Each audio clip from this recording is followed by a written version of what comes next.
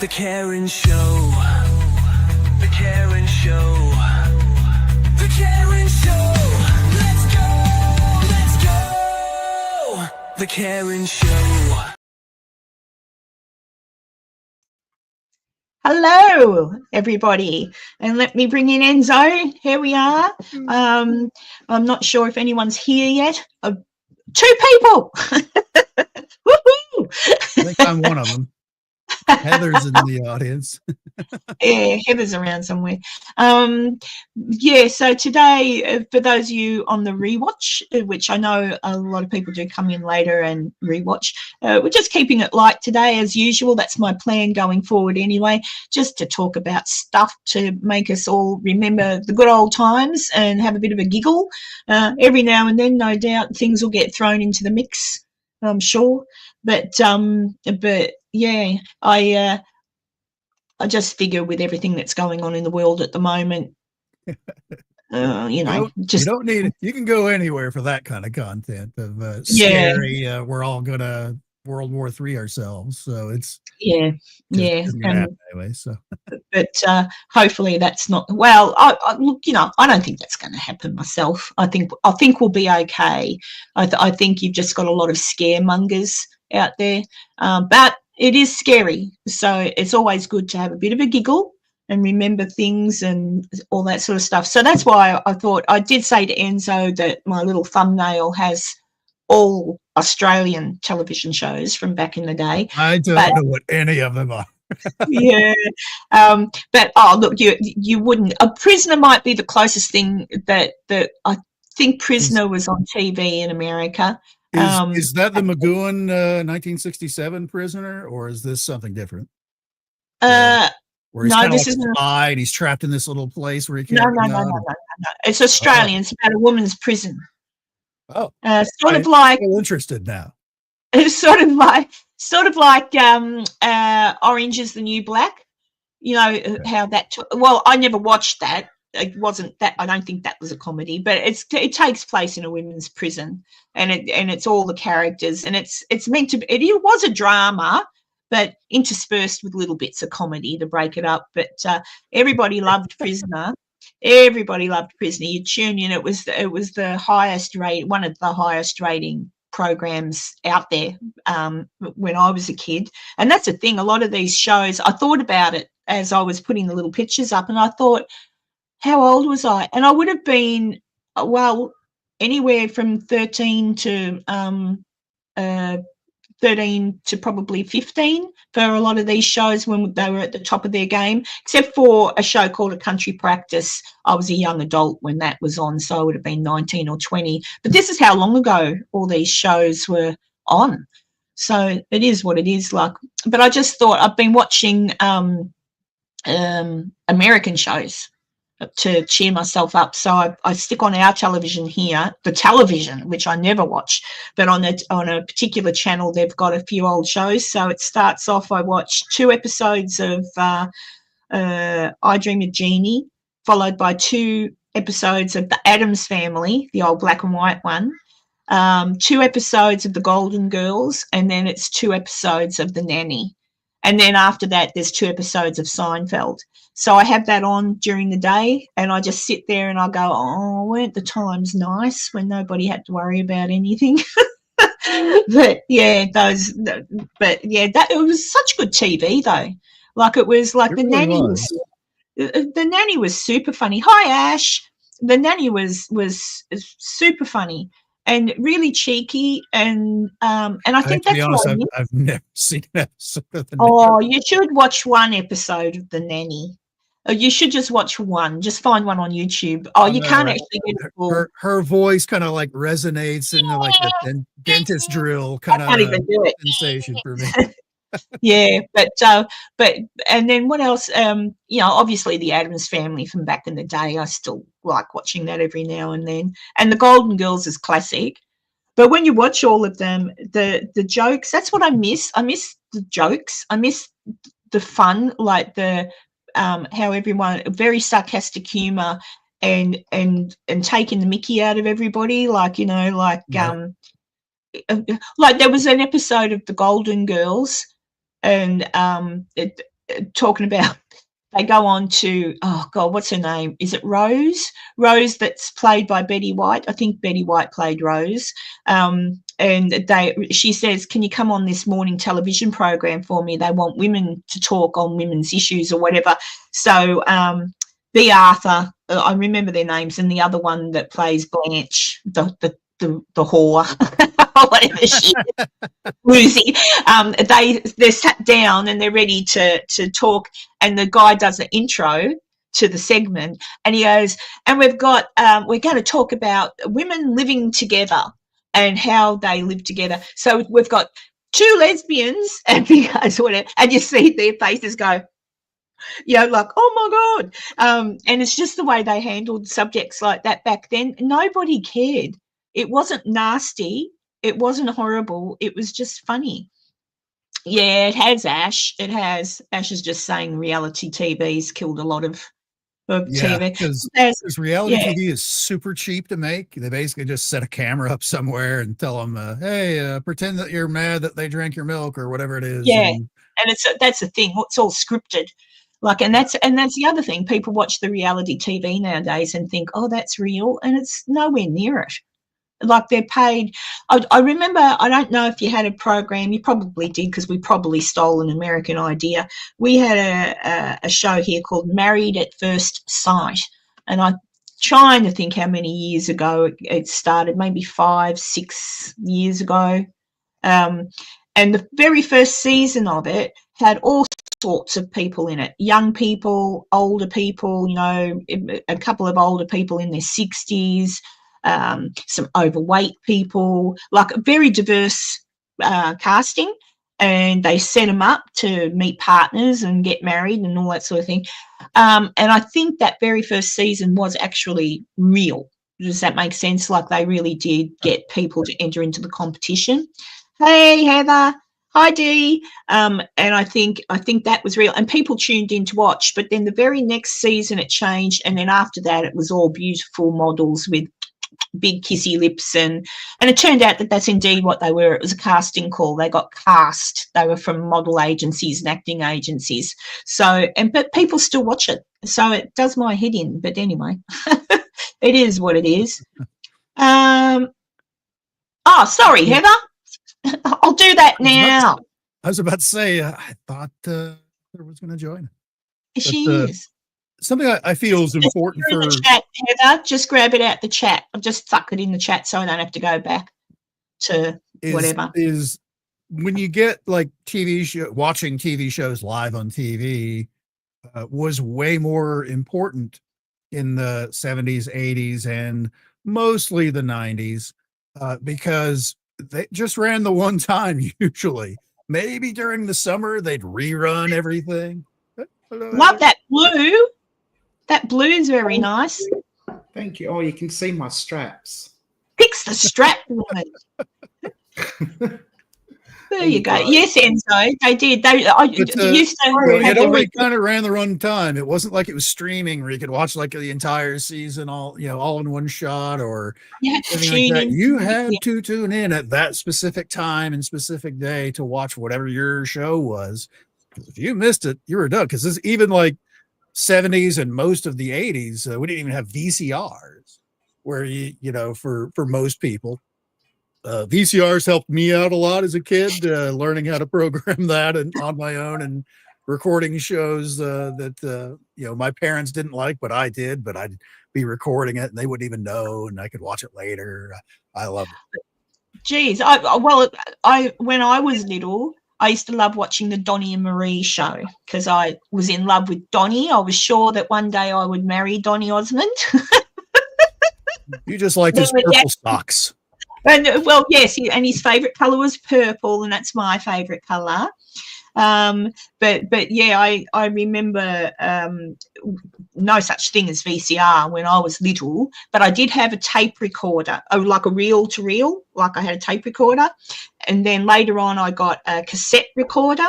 So when Donnie Marie would be on, I would put my cassette recorder in front of the TV and tape the sound. So when I went to bed later that night, I would put the cassette in and listen to it and close my eyes, and I would be on the Donnie and Marie show because I'd be Marie. So I'd go along with the show. I totally get you. But before we had a VCR, I did the same thing. I had an old cassette deck with the little microphone that came out. I would like hang it on the TV to record Battlestar Galactica, the original version. Oh yeah, and with Lorne Green was in that, wasn't he? Yep. Lorne Green. Lorne Green. And it was. I would remember listening back to it. I would still watch it live, but then I'd listen back to it to like get little parts and things like that, and just kind of like play it imagination land, kind of play the whole scenes off in my head from the sounds of it. What about you, Heather? Did you do it too? So I got a little bit distracted. Oh, that's not like you, Heather. No, right? Sorry. Did you ever tape things like watch when you were a kid? If there was something on telly before we had the internet and crap, if you liked a show, you watched it once and that was it. There was no repeat unless it was over summer and they'd run, when they'd run repeats. But that was the thing. You'd either watch it that night when it aired, or you missed it and you'd have to catch up at school. We had a VCR fairly early in the 80s. Oh, good. So you could just tape what you might have missed. Record. But then, because we also had video stores. Yes. Remember those, Enzo? Eventually, I could no longer rent videos because if we, didn't my late fees would be insurmountable, and over a period of time, there were no video stores in my area that I could actually go back to because I'd be paying exorbitant late fees. Hey, Carla. So I used to watch. It was good because then, you had it on record. You had the thing recorded on, and you could watch it over and over again. And I'd record MTV, and I'd record Prisoner, Sons and Daughters. I would record, and A Country Practice. Yep. And what else did I record? What about the Silly Vans? Did you watch the Silly Vans? The Sullivans with Sullivans. No, I never got into the Sullivans. There were some shows I never got into. That might have been a little bit before your time too, the Sullivans. No, they were on around about my time, but I was in primary school, I think. The Sullivans, the Young Doctors.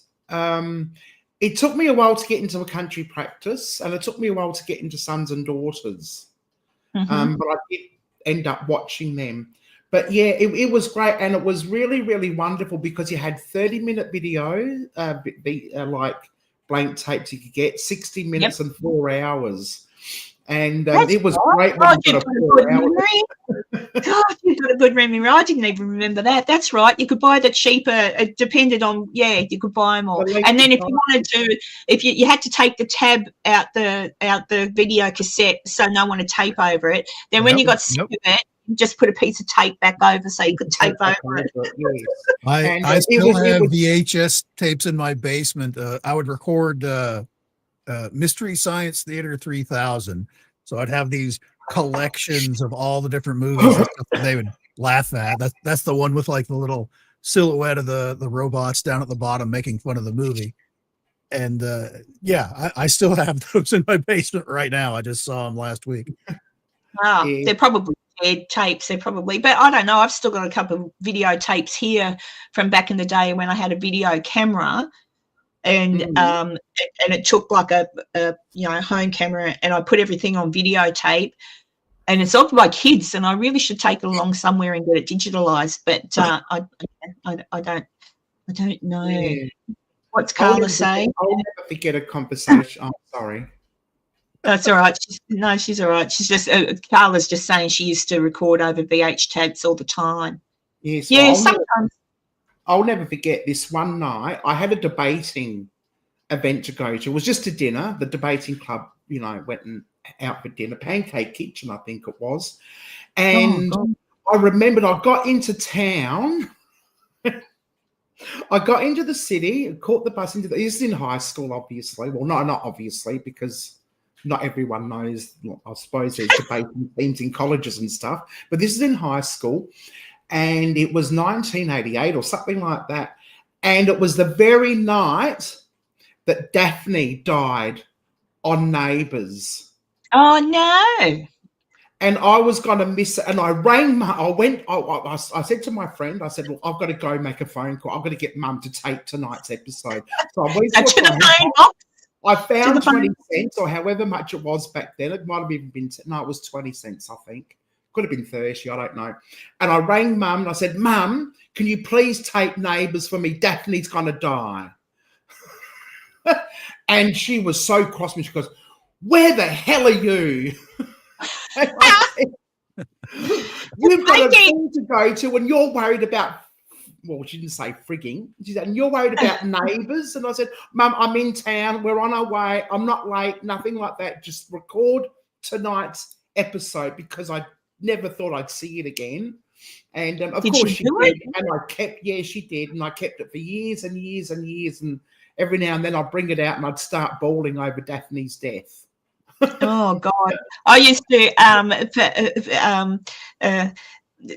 to watch Country Practice because, of course, it was a country practice. It was about a country practice. Enzo was an Australian soap opera based in a small country town where they had a local vet and they had the local hospital. So it was all about the doctors and the vet.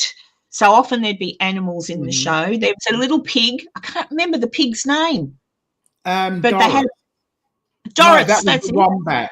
Was that the wombat? No, Fatso was the wombat. Doris was the pig. Fatso was the wombat.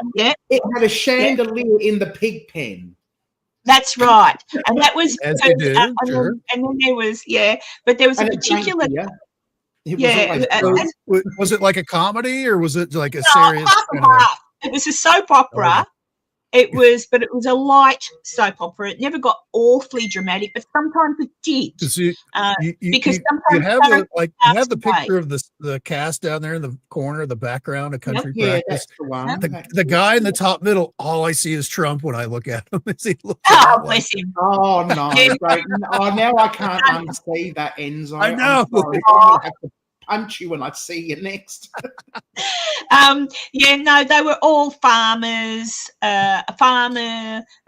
One guy was the chef. There was a pub owner. They were all. But there was a particular pair in the show that I was fond of, and it was Molly and Brendan, and they were a married couple. And towards the end, the actress who played Molly wanted to leave the show. But she was kind of like a very out there character, very colourful, loved the animals. She was out there. They just had a little baby daughter, etc. And I'll never forget, it was the episode where Molly dies. So Molly's been in the episode. She was diagnosed with cancer or something like that, and she wasn't well. And Brendan takes her out into the paddock. The field near their house, sits her on a chair so she can watch him and the little girl play. And that's how they did it. And I went, you bastards. So she's sitting on the chair in the paddock. And she's watching her daughter play with her husband. And she smiles. And he waves at her. And she smiles. And then she dies. But they fade the screen to black. Yeah, it was actually us looking through her eyes. What the husband and child play, and the camera fades, slowly goes down. Yeah, and so as she fades and she watches, you see Brendan look and go, Molly, and he starts running, and it's like, and I don't reckon there would have been a dry eye across Australia that night. It was the most watched episode ever. Yeah. And it's kind of like, still remember that. And so it was a comedy / very light soap opera, but every now and then they'd throw in a dramatic, Yeah, and that was the style, especially like 70s and 80s of kind of a comedy show. And then they'd show in a very special episode where, one of the kids is, hooked on some type of barbiturate of some time and goes crazy, but it's all solved by the next, episode. But there were certainly some iconic stuff in the U.S. Like I remember, I was thinking of this earlier. We were talking a little bit about I Dream of Jeannie before the show started, and Larry Hagman went on to go on a show called Dallas. where he's the bad guy on the show. And there was, of course, the famous episode where this unseen person on the last night of that season, and he gets shot. And you don't know if he's going to live or die. You don't know who it was that shot him. That was a song. JR. The people had shirts who shot JR. It was like everybody. That's all anybody could talk about. Yeah, and there was a song. Do you remember the song? There was a song. There was a hit song on Who Shot JR. It was a song, but.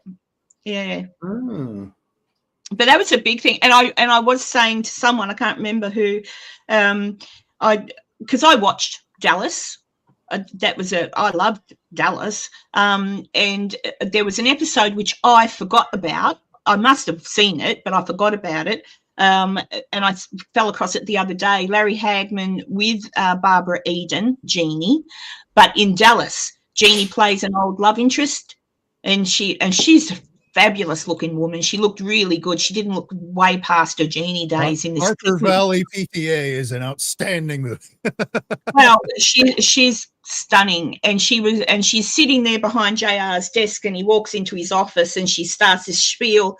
But I couldn't watch it because I've been watching I Dream of Jeannie, and here I am seeing Larry Hagman as JR and her as this one, and she said like she was being really nasty and I'm like, oh, I can't watch it. All I see is Mae Nelson and Jeannie, so I turned the clip off. But it's funny how she's still alive and she's still so pretty, and I'm the day comes that where they all drop dead. Selling their Genie bottles. Have you seen those? They're like $300, but they're immaculate. They look exactly like the ones from the show, the little bottle, Genie bottles.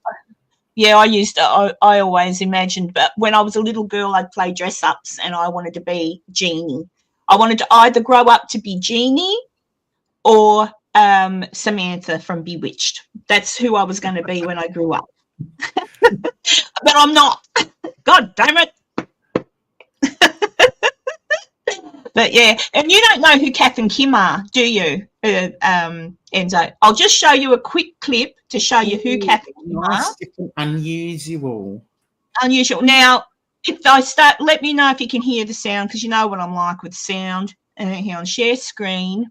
I think this is it. Should be able to share that. All right, let's share the screen. There's the screen. So this is a bit just before it starts, the girl in the background here, that's Sharon, a character who is a friend. So the character here, that's Kath, right? She's the mother to the lady that will walk in on the scene. And back here, that's Sharon. She's the best friend of the daughter.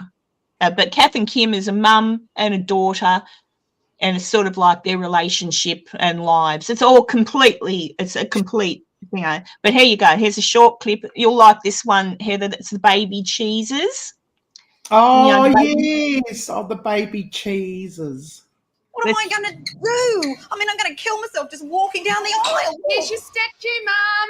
Oh, what for the love of God is that? It's a statue you wanted. What? No, it's not, Kim. Yes, it is. It's a statue of little baby cheeses. Little baby Jesus? Oh, little baby Jesus, Kim, Jesus. Oh, Jesus. I spent hours assembling that. Oh, what about my shoes? You're hopeless. I am not hopeless. Oh, my shoes, the statue, what else can go wrong? Little baby Jesus. That's kind of like, that's how they talk, and it's things like that all the time. And Kath, the mum, who was complaining about, what else can go wrong? She comes across as smart, but she'll often use the wrong words in the wrong thing. And the daughter Kim, she thinks she's what does she call herself? Hot stuff or hot. She's she's spunky and she's good looking, but it's one of those shows that it just. I don't know. The episode I was watching yesterday had the English fellow. I'll bring up Lucas. He's hang on. Shit. I'll show it you. He had an English comedian. They used to have a lot of really big names come on the show and do bit parts. English comedian. Luke. Oh, I'm pretty sure he's, or Lucas. What's his name? Oh, no, that's not him. Oh, there's, David Williams, and they were, you should know this, Heather. The comedy duo, David Williams, the one that's on the, they dress up as women and,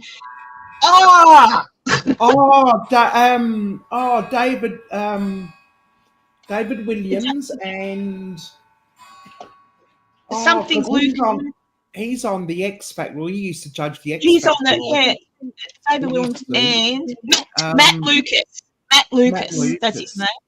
Hang on, I'll just bring up.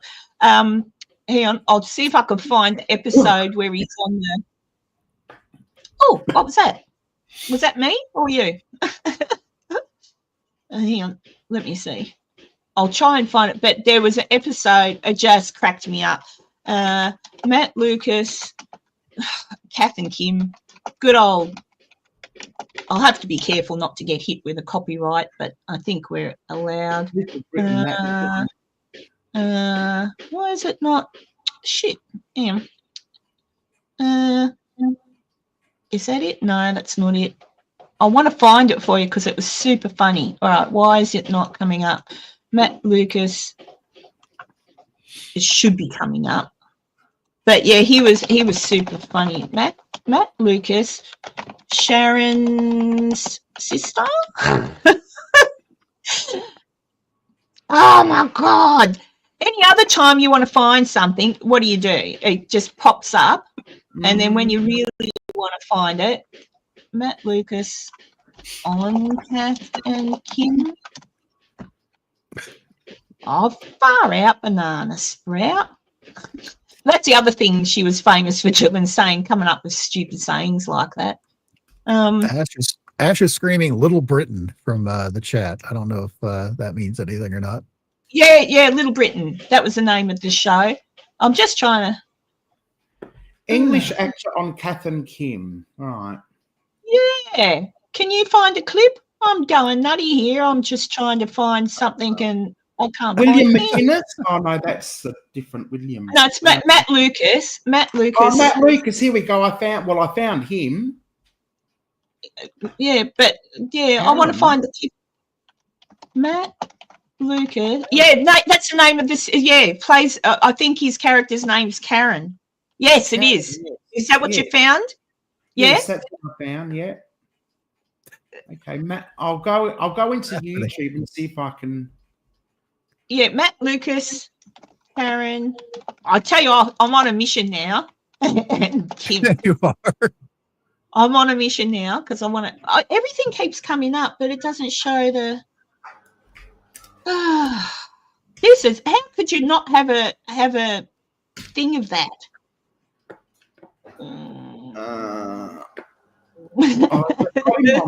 Sunrise. Oh, here we go. That's TikTok.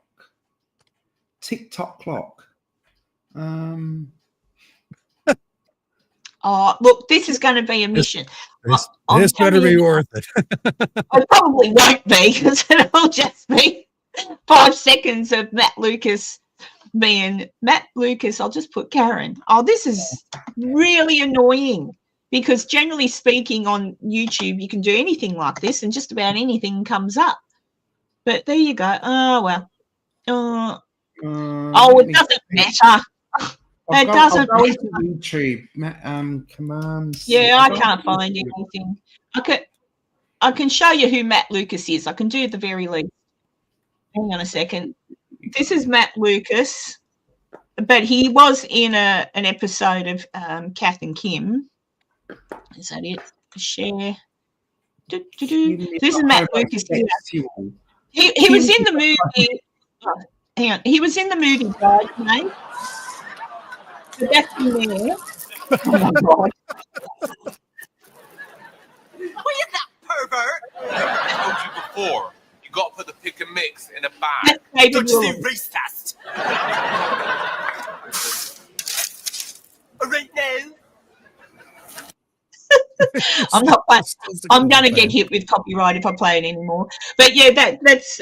But he was on an episode, and he plays one of the characters' sisters, and he's come out. She's found Sharon was adopted, right?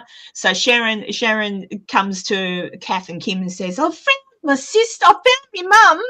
But the mother won't talk to her, but the sister does. The sister's name's Karen, and she comes out to Australia and automatically befriends the daughter of Kath, so Kimmy, and completely ignores her half-sister, Sharon, and is really mean to her. But there's jokes in the show that you just wouldn't be allowed to do anymore.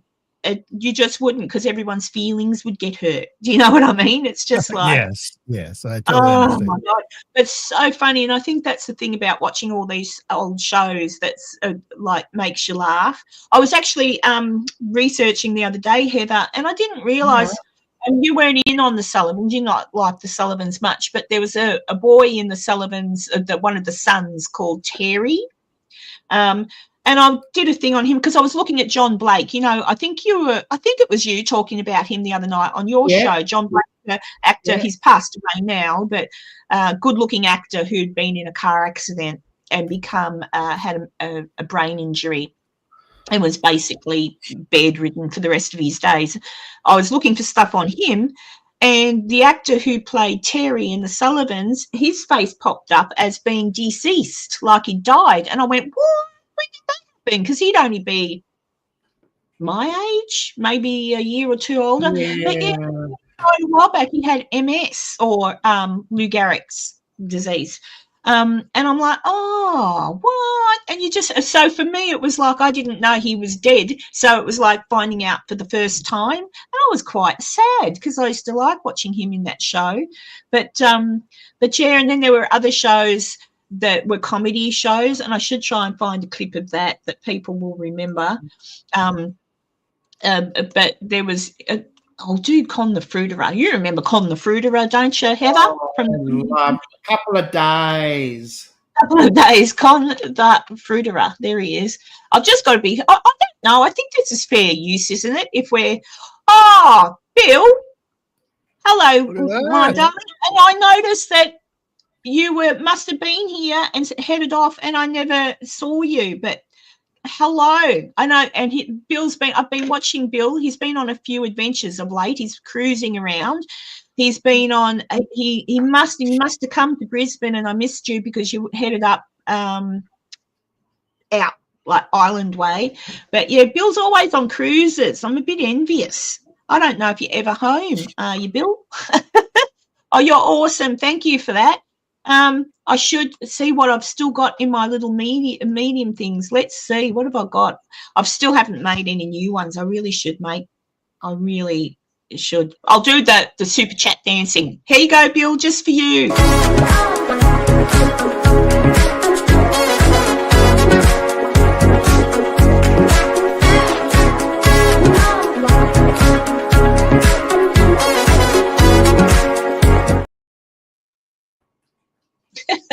You're awesome, Bill. Thank you. And of course, Kong. I'll show you a couple of these. I'll just have to pause it in between, and I don't know what I'm picking, so let's see what we've got. Hang on a second. Share. So I'll share screen. There we go. Share. So to give Enzo some context, this is like our version of Saturday Night Live, I guess, where it's a comedy show of all skits, so all different skits. So and the normal weekly comedy skit of a particular. Just from what I'm seeing here, it really does look like a Saturday Night Live bit. So I'm cool with that. Yeah, because Saturday Night Live does a whole heap of different skits in a row and has its regular characters and then new little bits. Well, Con the Fruiterer was a regular character. Oh, hey, Shape. Hello. I've been watching your stuff. It's getting really good. Shape's got a separate channel now. Oh, well, not a separate channel. He has got a separate channel. But Shape's been doing a new segment where he puts on his episode, and then what's it called again? Shapeshifters. And there's another segment. So you watch the show, and then the following week he'll do a follow-up episode after he's worked on all your comments and what you think it could have been. So it's sort of like a rehash, looking over his other. Oh, you know what I mean. He knows what I mean, but it's good. It's good. His channel is really good. I like it. And the most important thing with The Shape is you can laugh. He does funny stuff, and I like it. Yeah. So anyway, Con the Fruiterer is just, you know, back in the day, you don't see it much anymore. At least I don't. You would go to your shops or your stores, and you would go to the butcher. You'd go into the bakery, and then you go down. We still have corner greengrocers. We call them greengrocers, or the grocery, like fruit grocery store. And there would be a Greek man, because it was primarily back in the day, it was the Greeks that had the fruit shops. And this is an over exaggeration, but this would be your average fruit seller, right? Hello. How are you doing, gentlemen? I got the grapes you wanted, the Waltham Cross, whatever you call him. Here he is for you. Beautiful. Lovely grapes. Nearly dropped this one in my lap. Ha! Said I standing up. Go, let's stay now. No, beautiful. Couple of eyes. You know, my daughters, Rola, Sula, Tula, Vola, Fula, and Agape.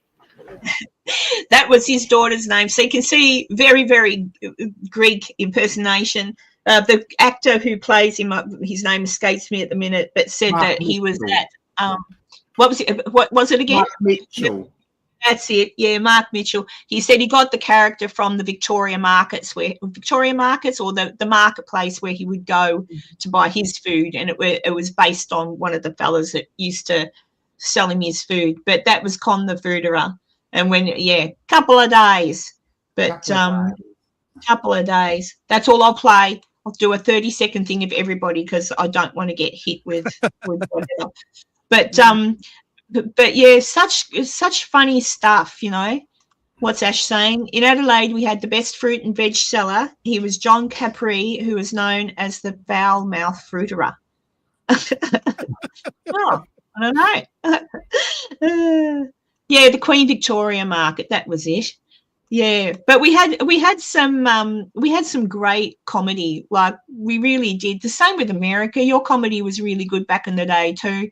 But some great shows. And of course there was the Young Doctors. Heather will know all about the Young Doctors. Did you ever watch the Young Doctors, Heather? No, I never really got into the Young Doctors. Oh, well, there you go. But then again, that might have been just before your time, because that was the late 70s, and I just started my I job. was in primary school. Yeah, it was. You were It was in like 3:30 for half an hour. Oh, well, I watched it when it was back in the day at 6 p.m. after, or 7 p.m. after the news. I think back in the day, the news used to be on at 5 o'clock. 5 o'clock to 5. Yeah. Then you'd have Hi Tanya. Then you'd have all of your evening shows hitting. And I was even back in the day. I can remember when the Flintstones was prime time, 7 p.m. at night. My dad 7 p.m. Yeah. Flintstones. I used to love the Flintstones. But thank you, Tanya. Thank you, my dear. You're awesome.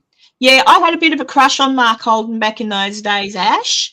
And there was that song. I'll find it. I have to find it. You'll have to bear with me trying to find things on the YouTube while I'm talking to everyone. I didn't want to prep because I would have had tabs open everywhere, and I figured, Mark Holden.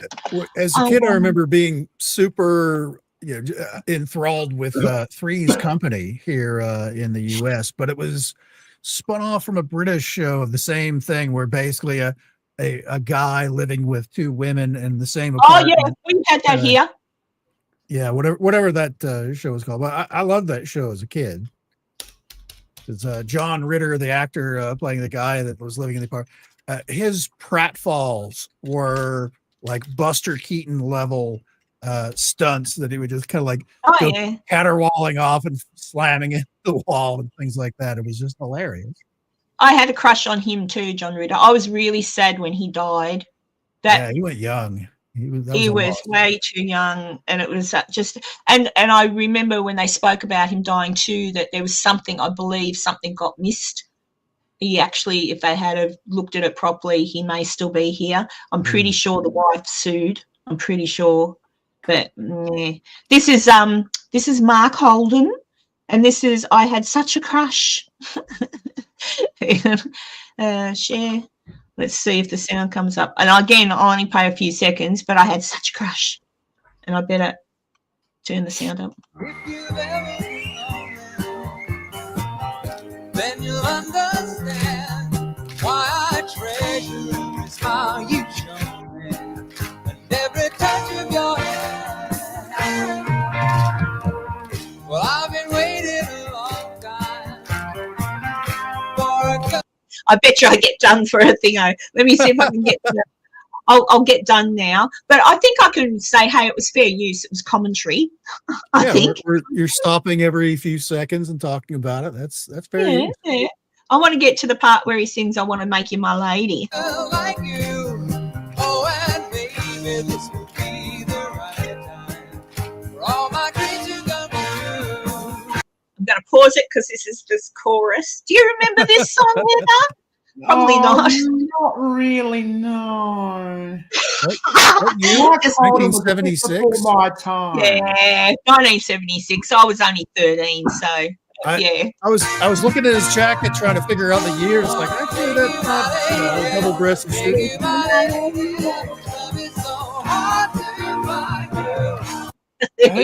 do. Carnations. Oh, yeah, he used to throw it. And that was when he was on The Young Doctors. So everybody would like. And that was I remember counted. him on Blankety Blanks. Was he on Blankety Blanks, Mark Holden? I don't know. He might have been a guest on there sometimes. I don't know. Well, that's but he what was in The Young on the Doctors. panel. Yeah. Oh, that was another show, Blankety Blanks. Cyril said. Cyril said. Cyril said. Oh, my boyfriend's so tough. He bends nails with his blank. That's right. Yeah. You had it. I don't think you called it Blankety Blanks in America, Enzo, but it was. Hang on, I'll find Blankety Blanks. I should just keep my thing open, shouldn't I? As said, he was on Blankety Blanks. Yeah. Oh, there you go. Yeah. Oh, he would have been. There was because he was on. Yeah, he would have. Blankety. It's amazing. You can just type in and it automatically. Let's see. Let me see. I'll see if I can find something with Cyril, because they were Cyril. There we are. Apparently, they used to drink. Apparently, they all used to drink before the show. Oh, it wouldn't surprise me. Don't make you a bad person. Yeah, hang on. Let's see. I can just pause again and hopefully not get hit, because I hate when I get hit with copyright things. It's very annoying. I know. I've had a shit ton of copyright. Oh, the match game. That's what we had in the US. Is that what it was called? Okay. Yeah, I can tell just by looking at the display. Hang on. All right, so she's picked her card. Round one, every match is worth a point. Cyril said, oh, it's a Cyril. Cyril said, oh, I've just bought a brand new car. It's painted blank. That's what Cyril said. Oh, is that it? I've just bought a brand new car. Oh, John English. Oh, and it's painted Look blank. at the collars on this guy's outfit. Like, oh, I know. No, that's not John English. That's I can't think of his name. He's saying, God, he had a hit song. I just can't think of it. John Paul Young. John Paul Young. That's it. Oh yeah, I knew it was one of them. But yeah, so then he goes along. John English, to be honest. But Graham Kennedy was gay. Yeah. Well, actually, I'll tell you something. My Uncle John, who's long passed away, well, not long passed away. He passed away in, I suppose it is a while now, nearly 10 years ago. He passed away. He used to hang out with Graham Kennedy. They were very good pals. And he told me some stories. When Graham lived when Graham lived down in Melbourne, he had a house on the Mornington Peninsula back in the day, but he and Graham were very, very good friends. And he told me Graham was actually very nice. So there you go. I wouldn't be surprised. He seems lovely. Yeah, he's long gone too. Yeah. Graham Kennedy was, who would he have been an American equivalent to? Hard to say, really. It was talk show. He had a Saturday Night Live host, like a Saturday Night Live host. He would do Australia's funniest home. We had Graham Kennedy's Australia's funniest home videos. Well, he was, I remember him in Melbourne Tonight. This will test people how old they are. He was our version back in the day, in the late 60s, early 70s of Johnny Carson, because he had In Melbourne Tonight, which was a talk show. Then he left that. There was a bit of kerfuffle, and he acted. He was in movies. He was an actor, and then later on he hosted different talk shows like Our Funniest Home Video. He did this. I'm trying to think of what else he did, but then he got out of television too. Something happened. I don't know what. I think he just got jack of it all, and he was rich. He'd made his money, and then he got ill. Towards the end there, he was quite ill, and that lady up the back here, Nolene Brown, comedian, she apparently stuck with him to the end and looked after him until he passed away. So they were very good friends. But yeah, just trying to think This of is going well, everyone. Oh God! And then was Dave. Tim. Ugly Dave. Said, Brian, I've just bought a brand new car. It's painted black. I'll just go blank for a minute. Maybe that'll save me a copyright. Hang on. Hello to Cyrils, wherever they are. We're getting pink as a match. We're getting a lot of letters from all over Australia from people called Cyril saying, stop it. Please. But it's a very gay colour, lilac. Lilac is not pink, though. Lilac. No, lilac. What colour is lilac? Oh, Purple? it's like a purpley. Yeah. Light purple. Yeah, so I don't know. But let's see Is what it Dave? Dave got. Oh, Dave usually tells a joke. So Pink is a match. why is it like this? Dave doesn't tell a What have you joke. got, Ingrid? Pink, good girl. What else? Pink. Oh, do you remember him? You know, where is he? He used to be in everything. He was an actor too. Oh, there's John Paul Young. Yes. Oh But anyway, that was Graham.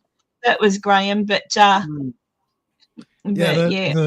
show in the US version was called Match Game, and it was a similar idea. You'd have like kind of comedians and people like that in the audience and all that, or excuse me, on the panel. Yeah, it was a fun show. Ash remembers Stuart Wagstaff. When I was a little girl, I went to the greyhound races with my nana, and Stuart Wagstaff was there. I don't know why. I was too little to know, but he gave me a couple of his old tickets. Because when back in the day and you'd bet on the dogs, you'd get little tickets, and I would go with an ice cream container and collect tickets. And I remember he put some tickets in my ice cream container. Oh, that's right. He did do Family Feud. That's the other one I couldn't think of, Heather. Oh, yeah. Yep, hi, Casara. And we had The Price is Right, which was also from America. Yeah, we have everything. When I was a kid, I loved The Price is Right. That was like if you were sick and had to stay home from school one day, the highlight of your day was watching The Price is Right. Well, actually, when we were sick in Australia as kids, our TV viewing was Days of Our Lives and Young and the Restless. Yeah, me too. too. The best thing going. My mum used to watch Days of Our Lives. Young and the Restless I used to watch as well, but that was kind of later. But Days of Our Lives, I remember watching that with my mum when I was probably a toddler, maybe just a little bit older. But like all the characters, I remember and I remember the character who was the nightclub owner and singer, because he used to be the little French guy in Hogan's Heroes. I can't think of his name now, but you know Hogan's Heroes, it was the French fellow. He was in Days of Our Lives and he played the nightclub owner, so he'd sing every now and then. And I can still remember all the characters' names. Like there was a lady, Susan Day was her name, and she played a character on the show. And it went through. I watched that up until I probably stopped watching that after I had Stephen. Then I didn't watch it anymore. But I was addicted, thanks to my mum, and I was only a kid watching it. I didn't understand it. That and Coronation Street. My mum used to watch Coronation Street. Oh, yeah. The British show, but that's before your time, Heather. You're just a young whippersnapper. You've rattled all the commonalities on our Match Game and Family Feud. Richard Dawson was the host of Family Feud here in the U.S. He was also on our Match Game. He was like the clincher. He was the one that would always, because they had like a final round thing where they could only pick one of the guests to be the person that would try and master. Everyone always picked him because he would like kind of, clue in with what, that person was thinking, kind of a thing, and often won. So it always worked out for the contestant. I just wish there was still shows like that on the telly. There is nothing on TV now, nothing that I am interested in watching. I'm not into reality TV because it's just boring and stupid. And it's always drama. I was asking a friend the other day, it's like, when was the last time you watched anything on regular, like, broadcast TV? And they're like, I think I watched the local news when we had like a storm that went through just to see what kind of stuff happened. And that was kind of it. As I say, here in Australia, there's a Channel 9 has their Go station. So Channel 9 has different stations that you can tune. I will put Channel 9's Go on, and I only had it on by accident a few weeks ago and realised that they have during the day, on the weekdays, they rerun old TV shows.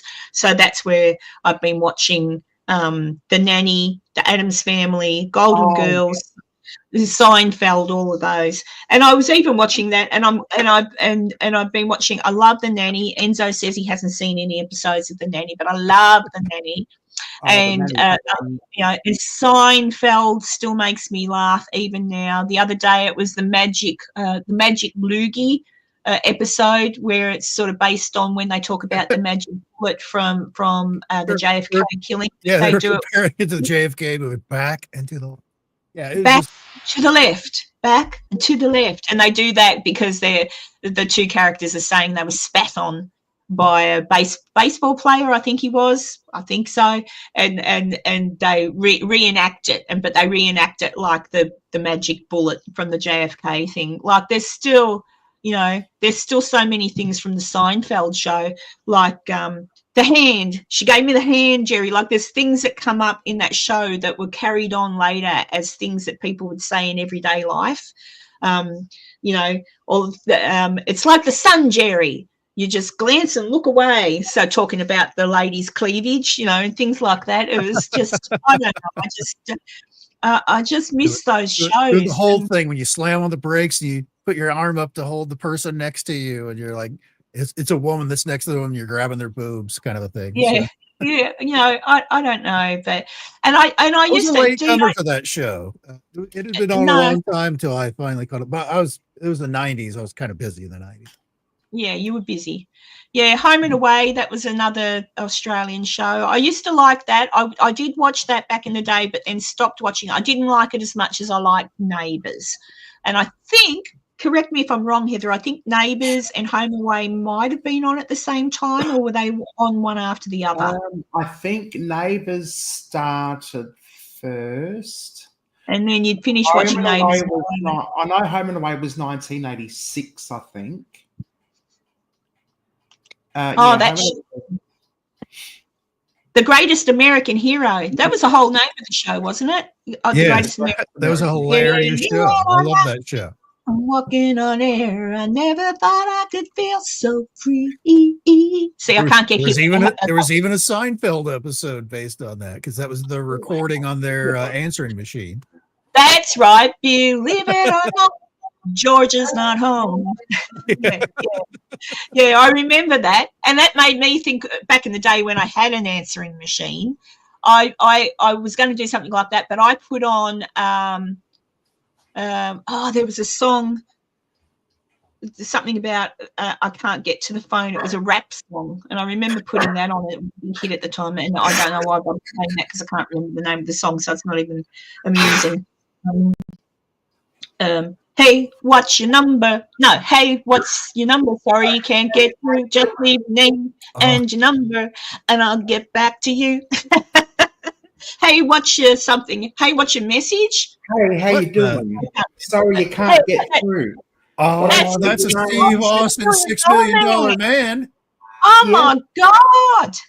Where did you get him, Heather? He's got the hole in the back of his head so you can see the bionic vision. Yeah, turn it around so you can show everybody what the thing in the back is, because it's ridiculous.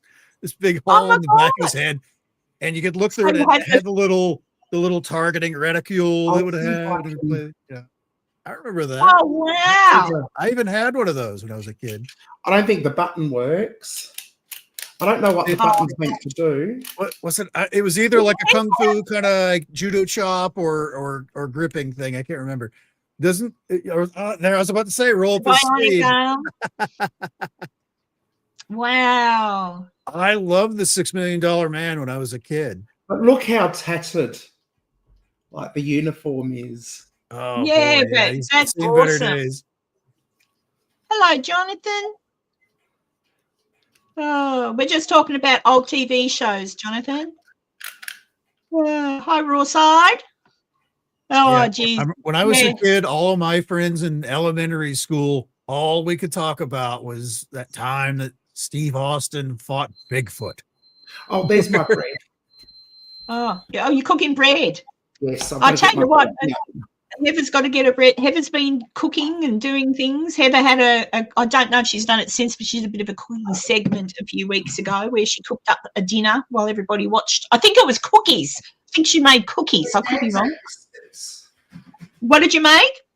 Anzac biscuits. That's it. See, Vicky's. Oh, there you go. There you go. But yeah, cooking with Heather. Or yeah, I can't remember. I told her she should just have a segment. Cooking with Heather. Cooking with Heather. Yes. Come cook with Heather. I was thinking of buying a bread maker actually myself, Heather, because I wanted to avoid. Thank you, Robert Kennedy Jr. I wanted to avoid the flour, the bread that we buy nowadays that has enriched flour in it, which I too was under the impression that meant extra goodies, but no, anything with enriched anything in it has been sprayed with folic acid, which is not what the body can actually take in. It's not like the stuff that. Anyway, it's not good for you. Everything is sprayed with it. And I went, truth. So I brought flour that isn't enriched, flour that's just processed nicely and comes from organic farms where they don't spray with chemicals and crap. And so I want to make my own bread. So I have to buy a bread maker because bread can be – I could just make damper. Damper's easy. You just use bread and a bit of water and away you go. But I like a good – and it's nothing like it. I bet your kitchen smells really yummy at the moment, Heather, does it? It does. Absolutely beautiful. Smell of fresh baked bread. That's like one of those cartoons where you can like have the vapors going down the street and you can smell it. I need some context actually with Ash's comment. Anzac biscuits, which I don't know what that is. Were they the illicit ones? What is that? Oh, yeah, the devil's lettuce is Mary Jane. Don't cookies. Anzac biscuits are Anzac biscuits. The history behind biscuits. But I don't were made by army wives and sent to their husbands in World War I and II. The earliest known formal recipe was in 1912, I think. And because they had no eggs and no something else, they were easy to make. They lasted longer than regular biscuits, and they were easy to travel. So yeah, that's. So that's where they come from. Special recipe you have to have because Subway started making Anzac biscuits, but the RSL, the Retired Services League, actually not own, but they have guardianship over the recipe, and they forced Subway to stop making them because they weren't using the traditional recipe, and Subway could not afford to make them the traditional way. So to call them Anzac biscuits, you actually have to have a certain ingredients. Otherwise, they're not Anzac biscuits. Yeah. Well, I know the supermarket Woolies sell Anzac biscuits. So they must have because they do taste proper. Like they taste all right, but I love a fresh biscuit. I love a fresh bicky, especially just hot out the oven when there's not quite gone hard and they're still a bit soft. What's Ash say? I went to a toy fair a few weeks ago and they had an original $6 Million Man in the original box for $350. Wow. You'd want to be a fan, but for Enzo, that'd be about 125. I'll take two. Yeah, hang on. So just halve that because we're basically Australian dollars, basically half an American. American money's still the most valuable. American and the English pound at the moment. I might get $20 for mine. Oh yeah, I don't know. No, I wouldn't. I've got. You would be so disappointed when you would take that to like a dealer person that's something like, well, the costume arm piece here has a little stain on it, and then the arm doesn't move all the way, and you've got like face makeup on the back of his head when you were looking through the eye, or all this stuff that they would say to drive the price down. So they're like, I'll give you $30. It's like, this is easily like a $200 thing, like they say. That's a rare one. That's actually great. I love that you threw that out there. That was I remember having one of those as a kid. Yeah. I still remember there was like one of the arms, or maybe it was one of the legs, had like a separate it was just a small like electronic piece kind of thing that you could see. I don't remember I thought it was the arm.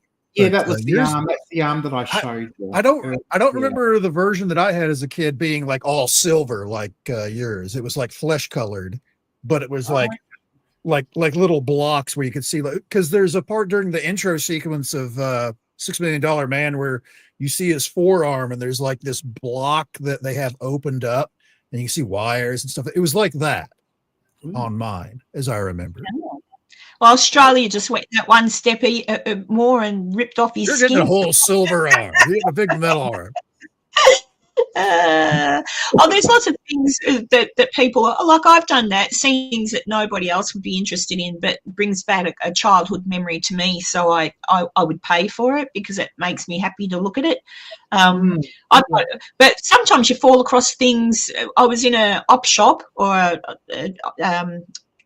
I don't know, thrift store, is that what you call them in America, Enzo? Just where there's all people's old stuff for sale.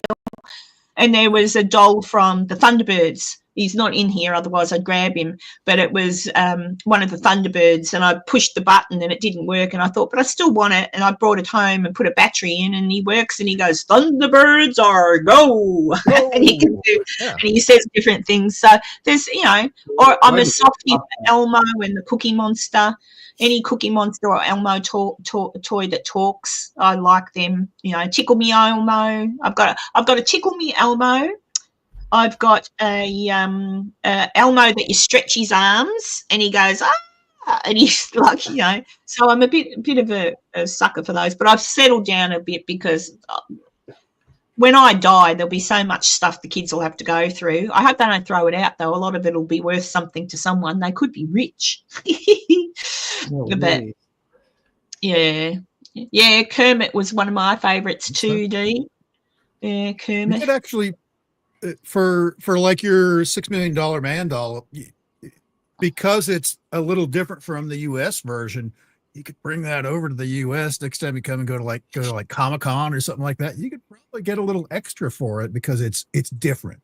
It's not like the one that we had here. It's an international version or whatever they would call it. So you could kind of like jack the price up a little bit if that's something you were interested in. No. Do you ever? You probably have to be careful with your answer here, Heather.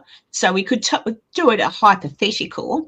Hypothetically, if you were in an abandoned farmhouse that there's crap everywhere, rat droppings, all sorts of things, and you go down and randomly over in some corner there's some thing that's like, oh my God, look at that. Imagine that's here, but it's been there for years and it's covered in dust. I know I'd probably hypothetically take it if it's just going to be left in dust, but I don't know. Do you ever see anything like that and you think, oh my God, I can't leave that? And I took it home and fixed her up. Oh, this was in a farmhouse in the middle of nowhere with a whole heap of kids' toys and just full of dust and crap and shit. It's English. Old. And like her arms are eyes closed, and I think she's meant to say mama. Yes, yes. On the back. But it's one of those. It's one of those English dolls. Here we go. Yeah, you tilt it. You would tilt it. You tilt it like that, and it goes meh, meh. No. But it's probably broken. See the marking. Yeah, she's an old dolly. And my friend Moira, you know Moira, she crocheted the dress for me. Mm. Oh wow, really? That's nice. Yes, it's a pretty dress. So yeah, I don't. No supernatural attachments to the spooky, scary doll. Yes, I think there is. I think there is. Yes, or at least there was. I don't know how long, but I think the spirits that come to my house are usually very transient. They pop in and out all the time. I did an investigation at home the other night, and I didn't get a lot. Oh yeah, I missed that. Heather, it was Friday night, wasn't it? So, and I'd been working at my new job, everybody. I've got a new job. I'd been working and I came home and I was surprisingly tired and I went to bed early. And then I woke up the next morning to see Heather had gone live with an investigation. How did it go? Did anything happen?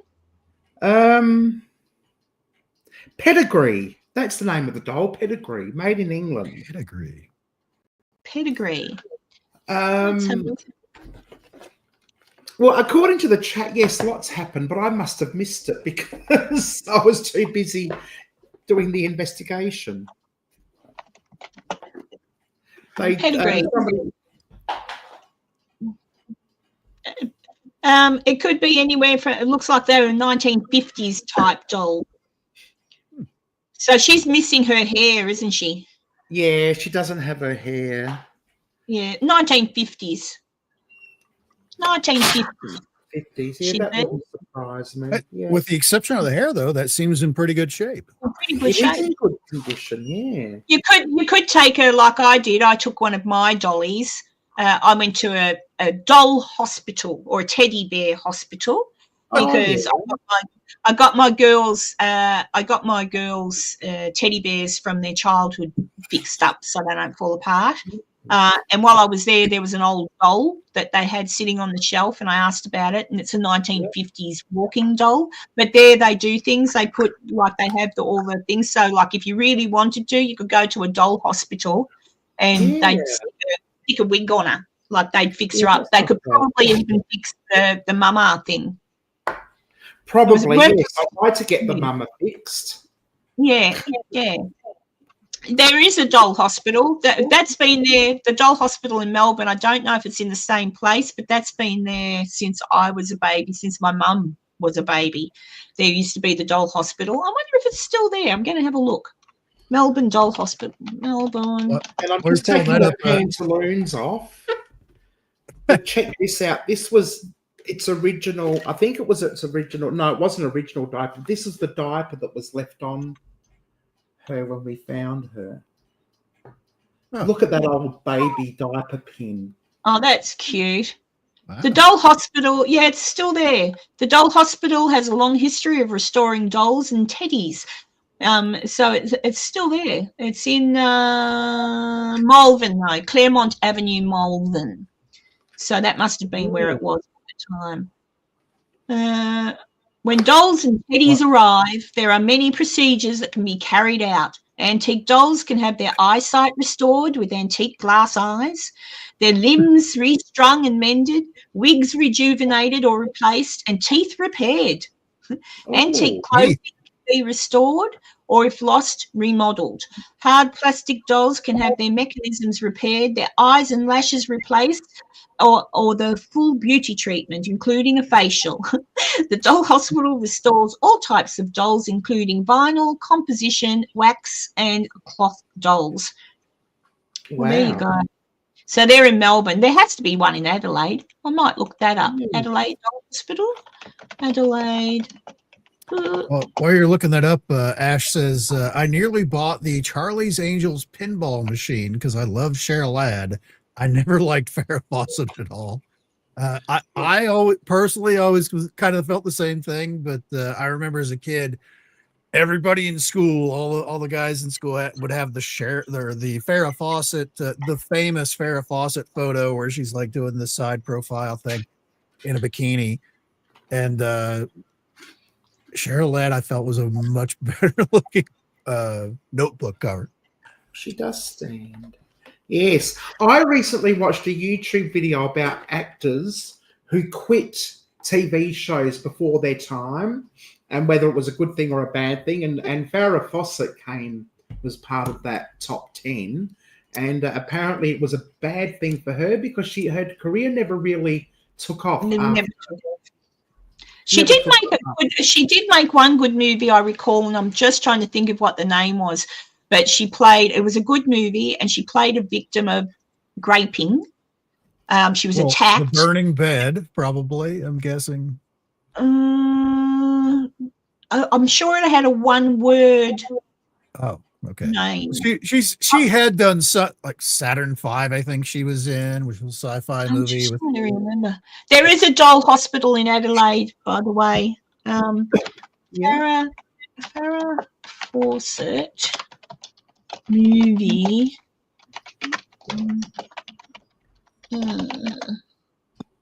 Extremities. That's what it was called. Extremities. Yeah, and that was a really good movie from memory. Obviously, if you watched it nowadays, it'd be a bit dated, I suppose. But that was a really good movie. She gets revenge on the attacker. But that's a really good. She did. That was a really good movie. But yeah, I think she was really good in that. So she can act. It's just you can only act what you're given in a script. And that's one of the dangers for young stars like that in Hollywood or anywhere, for TV or film. They get super popular, and then they think they can ride that popularity into something else, and it just doesn't translate. And then they're just gone. Yeah. You never hear from them again. Yeah, we've had Australian actresses like that as well, like Val Lehman from Prisoner. Her career never took off after she left. And Pat the Rat, what was her name? Oh, what was her real name? Pat the Rat. I don't know. Pat the Rat. Sons and Daughters. Yeah.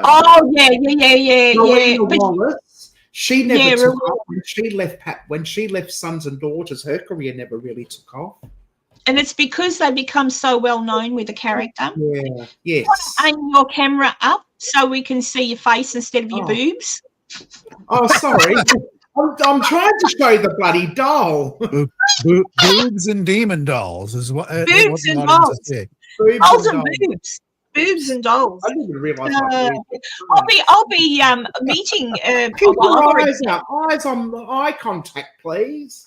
Yeah, I've already met Heather obviously in person, but this Thursday night coming, my first proper week at work, and I've told them I can't be there on Friday. But mind you, I've done them a favour because their nurse left really quick.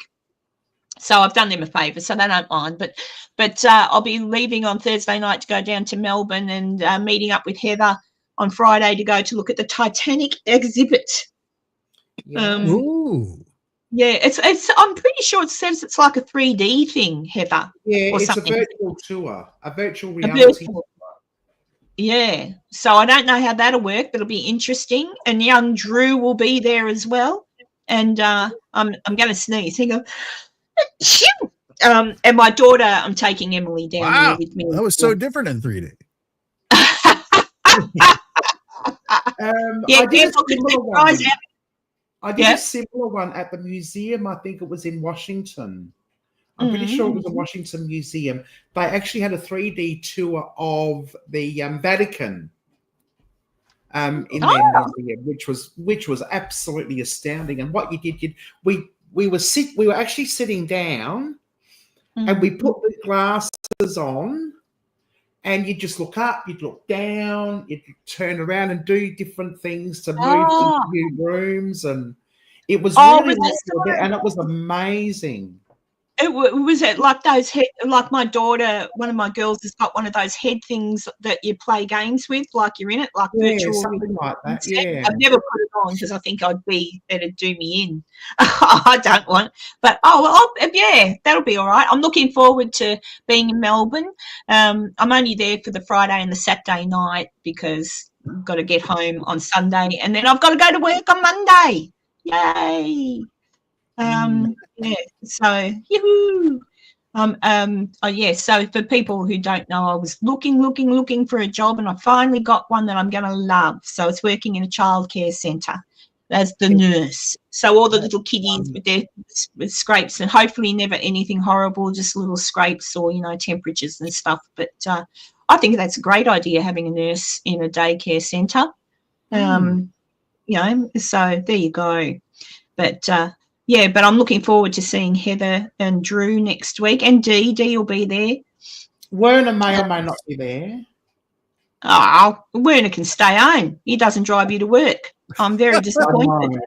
I know, he should. I said to Heather's got a job. Heather doesn't drive, right? This is me sticking up for Heather and going crook at Werner.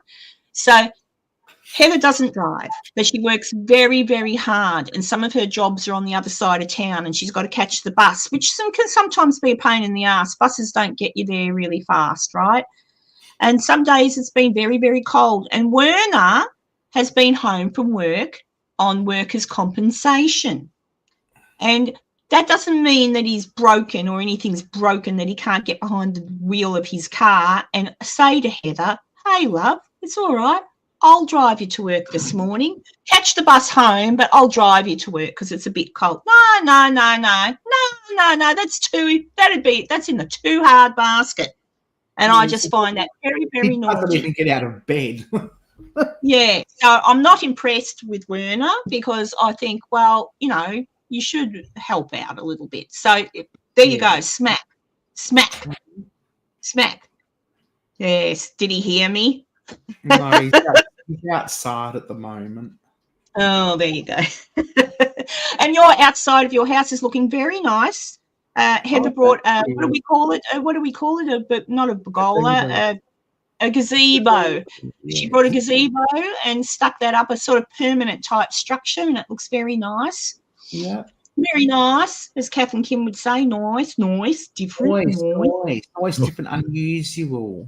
And that's where I get Drew and Prue from. Oh, no, that's a different show. Sorry. No, it's the same. That's them. That's when Kath and Kim go to Fountain Gate and go into the store. So they play the characters of Prue, and I can't think of the other lady's name, but they talk like that. Prue. Yes, they talk like that. Noise. That's noise. One of my girls came out the other day and said to me, because I had Kath and Kim on in the lounge room, and Emily, I think it was, come out and said, "Oh, I wondered who you were talking to." And I went, "What?" And I said, "I'm not talking to anyone." She goes, "Yeah, but you sound like Kath and Kim." I went, "Oh." I said, "I do not sound Jesus." And I'm like, "No, I don't." And then I thought, maybe sometimes I do. Do you have to go, Ash? All right. Yeah, Tanya, look at me. Look at me. That used to be a thing. Kath and Kim, when Kath, the mum, goes crook at Kimmy or Sharon because they're fighting, it's like, "Girls, look at me. Kimmy, look at me." Look at me. And they all look at her. Oh, geez. It's funny the people they had in that show. They had, I'm thinking of people, Michael Bublé was in it. He was in an episode, and I rewatched an episode the other day with Eric Bana, you know, he played the Hulk in a movie. He hasn't made much in America of late, but Eric Bana was the Hulk in that first movie. Do you remember that, Enzo? Eric Banner? Yeah, he played the Hulk, the Incredible Hulk.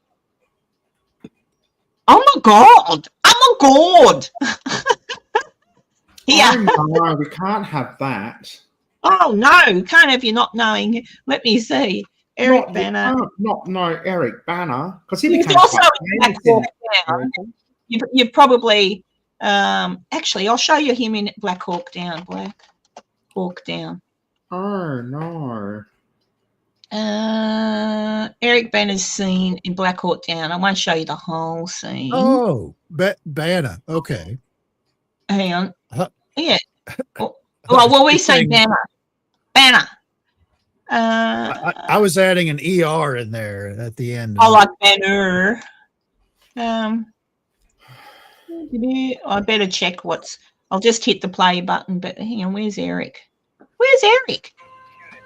Oh, there he is. Oh, I didn't know he was in it. Josh. That's Eric there, see?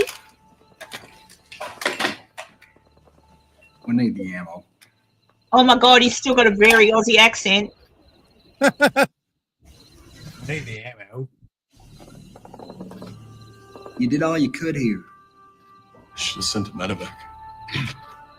Well, right now we'll be out there defending another crashed chopper. Oh my God. And that'll be all I'll do there because I'll get a copyright hit for that. And then of course he played I don't think anyone's seen. Oh God. He certainly honed his acting chops with his American accent. Hey, Neville.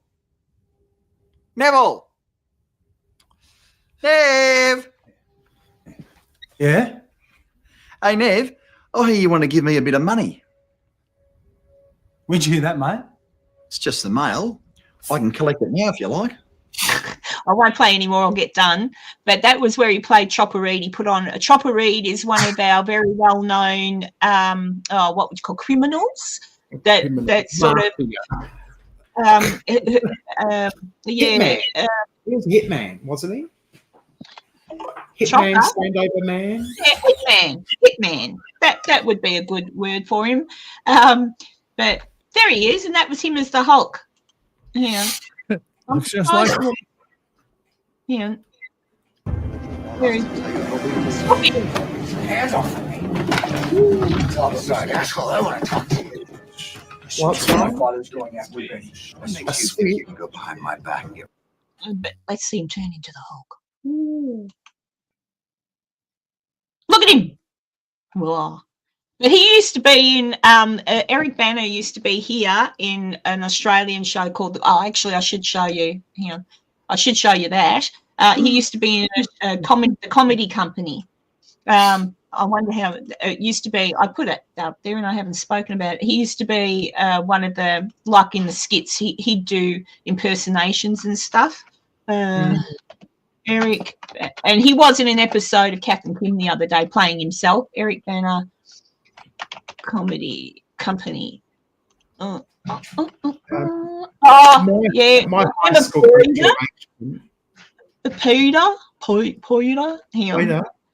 Poiter. Oh, he was great. Yeah, hang on. My high school graduation, I dressed up as Kylie Mole. Did you? I had the wig and everything. Yeah, just let me know. I think you can hear the sound. Poiter. Poiter was Eric Bana's most popular character, inspired by Eric's own Revhead past. Hey, it's Poiter, not Poiter. I knew Poiter before I came up with Poiter. And then he was a bit of a rub-off of just people I knew and the world that I moved in, which was cars and drag racing and, growing up in the western suburbs.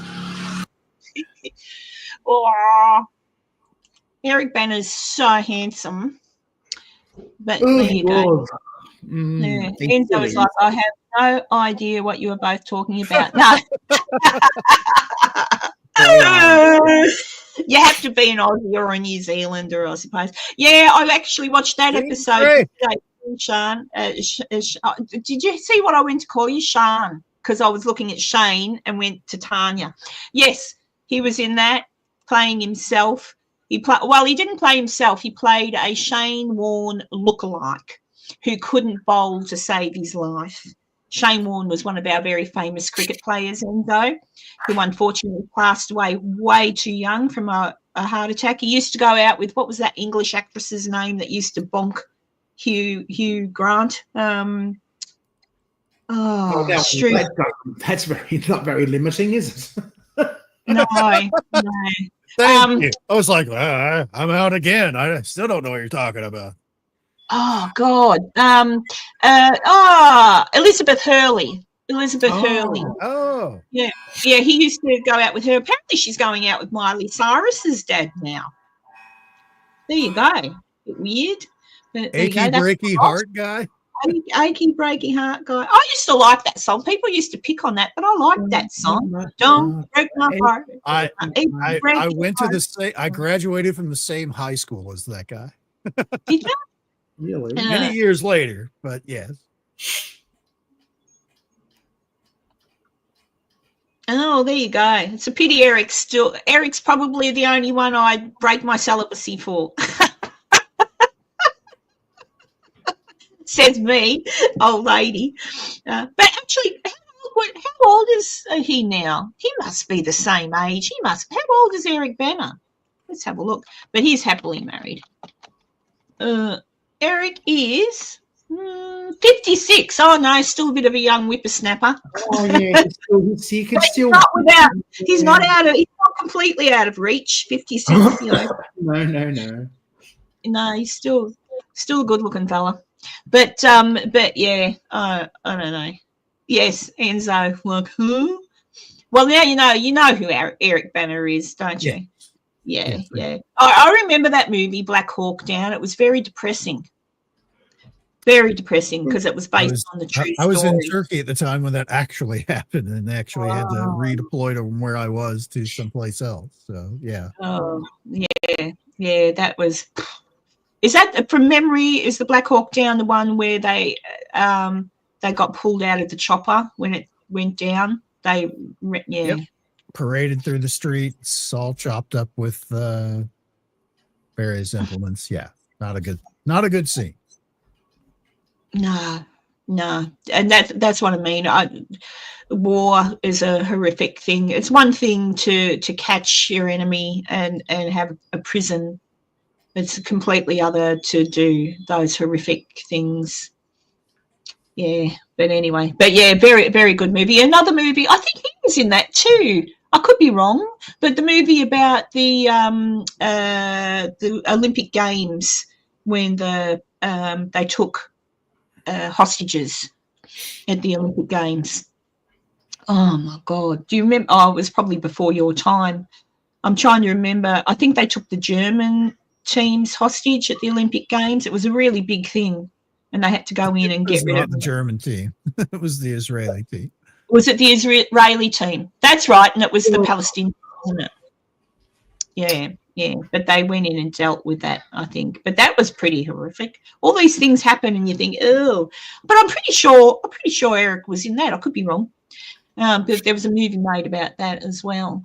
But yeah, there hasn't even really been any good movies made lately. Yeah. Nothing's coming out of Hollywood, is it? Oh yeah, it's all crap.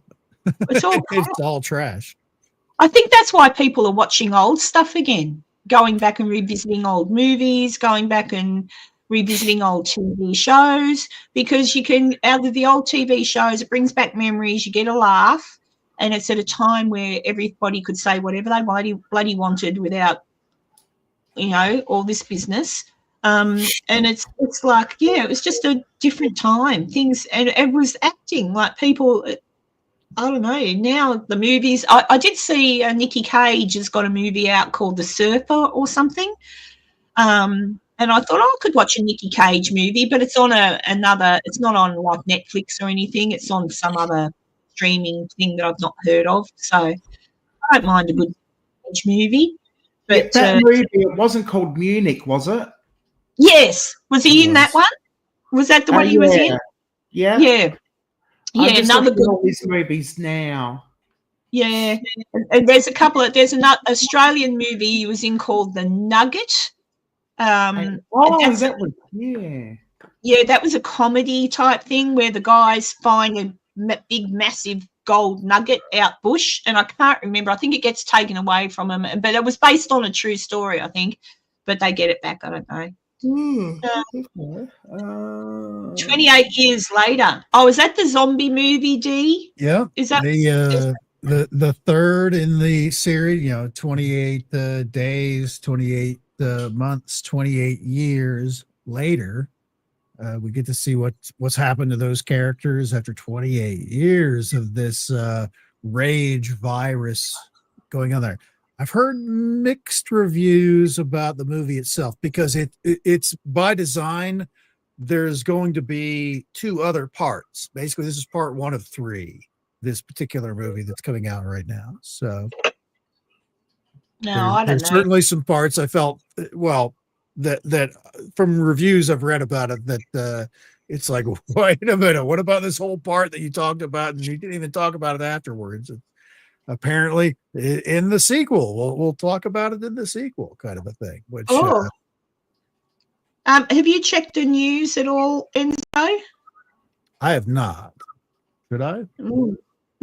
There's a breaking announcement. Let's see what ends up happening. I don't want to bring the channel to, but yeah, he's gone in to that nuclear site. They've done it. Fingers crossed. I expected as much. Yeah, I expected as much too. So let's hope it's sorted now. That'll put a stop to us all getting blown to smithereens at some point in the future. But yes, there you go. Oh, interesting. I'll have to catch up on that when I get off. Oh dear. Yeah, I don't know, when they come to remaking movies and things like that or doing follow-ups, sometimes I'm a little bit, I loved Happy Gilmore, and I know there's a Happy Gilmore 2 and I could watch it if I wanted to, but I'm not sure I want to watch it because I might be disappointed. That's the thing is Hollywood is on a very poor track record for a lot of their shows right now, and it's one of those things where, like, if you have a love property, pray they don't touch it. Just hope they ignore it and leave it alone for a few years until it comes round again. Well, it's even like Bill and Ted's Excellent Adventure. I remember watching that back in the day, and at that time, Keanu Reeves was really not anybody yet when that came out. But I remember watching that and thinking, oh, there's something about him. Like I really liked him, and then I think shortly after that, he made Speed. But I remember watching that, and then they had the second one, which was okay. I laughed at that too. But then they made the third one with them all grown up. It wasn't horrible. I didn't watch it. I watched it, and it wasn't horrible, but it wasn't good either. But anyway, it's shut everybody. And it'd be the same, I think, if they made like, what was that name? What was that movie that the character's name was Cher? The character's name was Cher. She was a schoolgirl. Oh, my God. Cher, schoolgirl. Oh, yeah, that was her name, the character's name in the movie. Very, very classic movie. And she wears that little, she goes dressed to school. But, oh, shit. Now, see, this is what happens. Why can't I remember? I can remember the character's name. Cher. Usually, I mean, there's very rare cases that sequels or even worse, prequels, come up even with Clueless. Clueless was the movie. Clueless. Yeah, sorry, I had to say it while I thought of it. I didn't see it, but Clueless. Yeah, Clueless was the movie, and the character's name was Cher. And they've often talked, because the actress still looks really, really good. I think they've got a stage show now based on Clueless. But yeah, you don't want to remake some of the classics, and that's annoying too. Why can't Hollywood come up with some new stuff? Why do they always have to rehash all the old classics and ruin them? Like that's something a lot of people a lot of paying ticket goers have been asking for many years. It's like, why? Like is Disney taking original classics, animated classics, and making them, real life, CGI animation? It's all trash. Just stop it. Yeah, stop messing with the classics.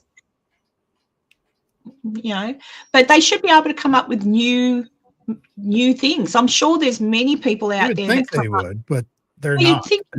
That's the theme for like the last dozen years, where out of Hollywood is just remakes. It's just trash. Star Wars is destroyed, Star Trek is destroyed, Doctor Who is now destroyed. There's a lot of all of these classical franchises that they've just driven into the ground, and they're just garbage now. Yep. So that's what I mean. I think that's why a lot of people are turning to watching YouTube and things like that, because there's billions, more than millions. There's billions of creative people out there that can make things to entertain you. Like even Heather's channel, it's not a movie. I'm kind of moving off of that now, but it's like Heather goes to these places, abandoned places and stuff, and you walk through it and you see things as they used to be and now how they are now, and it's interesting to watch. And a lot of the places that Heather goes to as well are old houses that had such interesting history, and they're going to be just demolished, except for some of those interesting places you go out to in the bush that are obviously still standing, like old farmhouses and stuff. Like, again, you think, so that's why I think a lot of people are turning to YouTube, because they can get, there's nothing to watch at the movies unless, there's still, some of the younger kids are still going to see things like, the Mario movies and Mario Kart or whatever it's called, but not often. Like when my kids were little, there are often, movies that you could take them along to see. Like even when my boys were small, you still had Terminator. And yes, I did take them to see Terminator. I don't know, I wasn't a very good mother. Terminator, or I think they would sometimes do runs on the old Disney movies at the cinema as well. The cinema did that, I think, but I took them along once to see the original Peter Pan at the cinema. I fell asleep. but there were movies to be seen. Speed, I remember going to see Kevin Costner's Dancing with Wolves, and that was way too long. Even for me, it was a good movie, but it was way too long. That was a really good movie. Well, and that's the other thing too that Hollywood doesn't understand is because it used to be in the 70s and 80s and 90s. Everything was done on film stock, which is very expensive. So you needed to have it really cut really tight and in a very specific way, because, literally cost per foot of actual video, of actual film, kind of a thing. It costs you a lot of money versus today where it's all digital. Where you can make a 3-hour, 4-hour, 5-hour movie with an intermission built in. It doesn't make the stories better. It's all about the stories. Like, I'm an old school Doctor Who fan. It wasn't about the special effects. The special effects kind of sucked. It was the story. That's what kept people involved. That's what kept people coming back. With great stories. And they're concentrating way too much on CGI, and now with AI coming on, you don't even need actors. You don't need anybody. You there, and honestly, that's something you're going to see is people that have a vision for a story are going to be able to use AI and make something that's a million times better than anything that Hollywood is crapping out. On their desktop, and just going to throw it up on YouTube or whatever. If they want to monetize it, even like $1 or whatever it is, if it's a good story, people are going to flock to it. Absolutely. We're getting into this age of where authenticity is going to be way more important than anything else, where it's like, okay, this is someone that genuinely loves the product.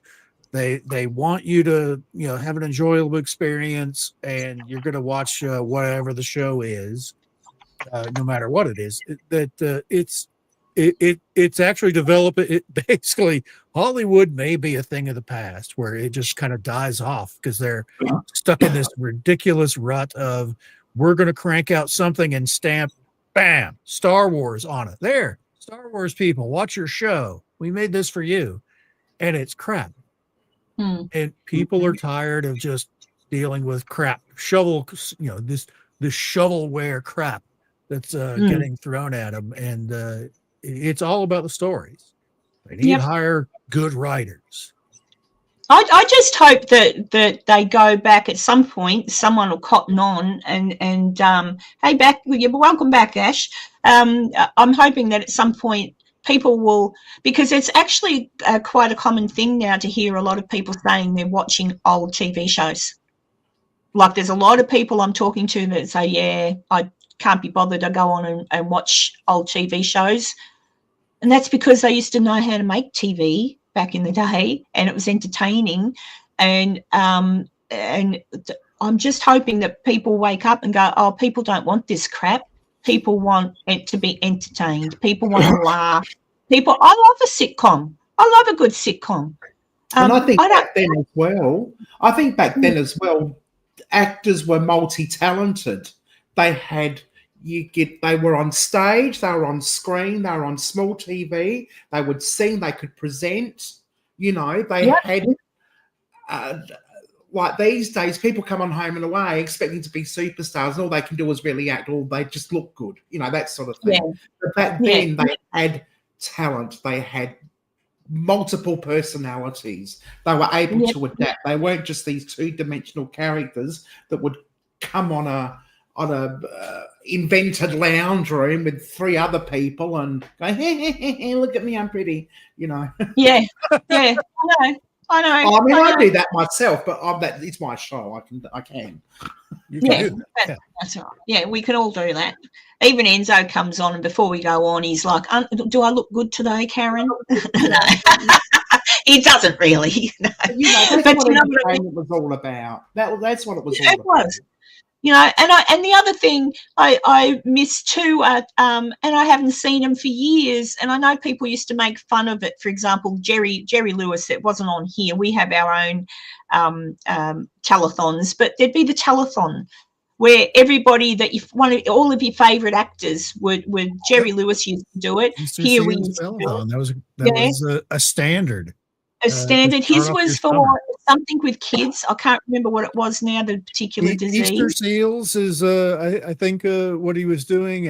And he kind of splintered off to a lot of other ancillary things to that. But it was always about the children. It was always about kids. And it was to do with something. There was a reason he did that, and I'm trying to remember what it was. There was a personal connection with why he started to do that. But here too, we'd have it. So all of your favourite actors from your favourite sitcoms or dramas or whatever come in and work the phones, and you don't see that anymore. You don't see anything anymore. You don't see big Hollywood stars being what they used to be as well. No.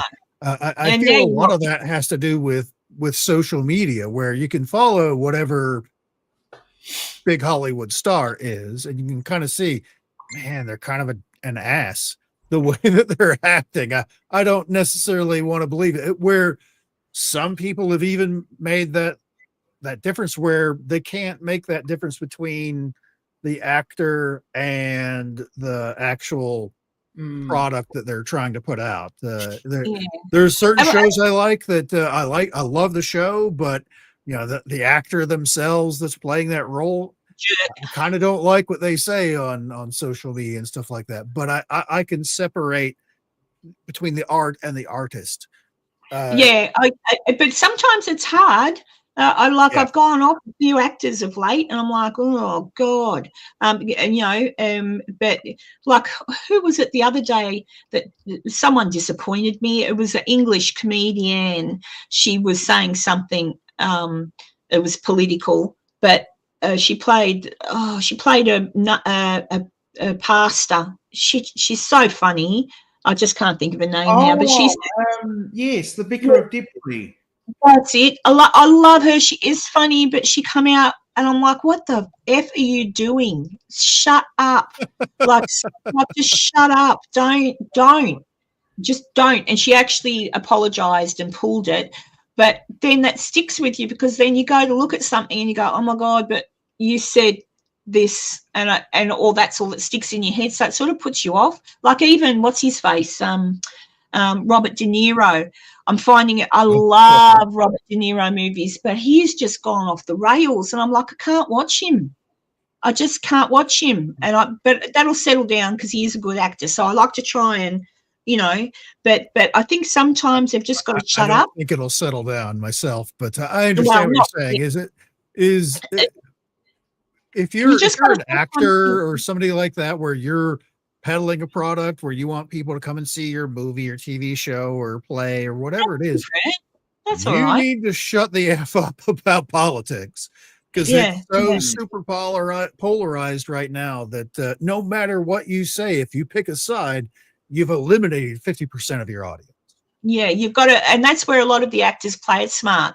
You don't know what they're thinking, and that's a good thing, because it takes it can when it just shush, like act, entertain us, shush.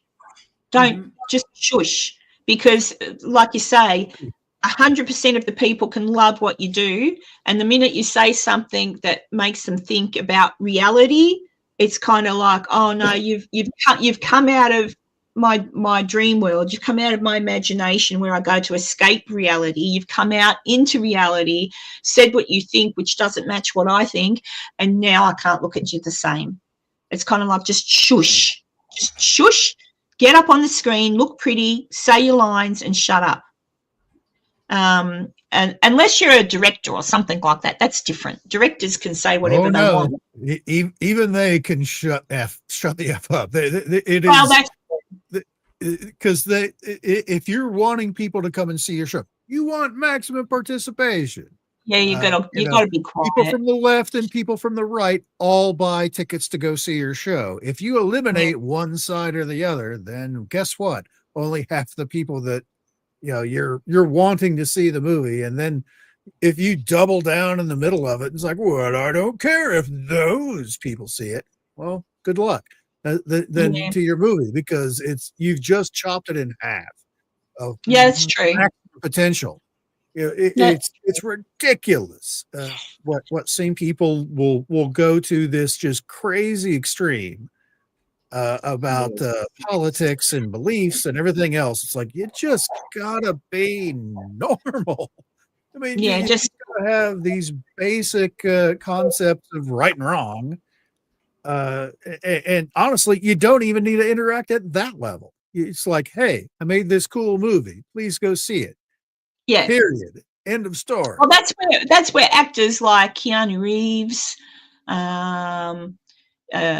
who else? I'm just trying to think of some others that haven't tarnished themselves, or even our Australian actors like Eric Bana and stuff. They just don't talk about shit like that. It can interfere. If you're trying to sell a product, then you should shut up about certain things. Just like Keanu Reeves. Keanu Reeves is really the only actor in my mind's eye that has successfully, unless I'm missing someone, successfully kind of stayed out of knowing even what he might think. Like, he's just stuck to entertaining us. That's it. And when they interview him, he just sticks to talking about the movie, his love of motorbikes. That's it. That's about it. And that's what you want. You want those actors to remain a mystery. And that's what used to be wonderful about old time Hollywood. You saw what you were allowed to see, and you held the actors up like kings and queens. Yep. because it was I like often reflect back to like a lot of like classic Johnny Carson episodes from the Tonight Show, where it was a big event where they would have somebody like John Wayne or somebody like that out there. And because you never saw, there was no social media, there was nothing like that, where or even like interview shows or anything like that, where they would speak privately about whatever. It was, you only saw them on screen, and just maybe you might see them on like the Tonight Show or maybe some other show very, very briefly for a few minutes. And so we held them to this very high regard, because they were superstars. They were, Hollywood elites, because people loved them. They loved their movies. They loved what they had to say. The few words that we would hear them say on some of these interview shows, because they knew what they knew.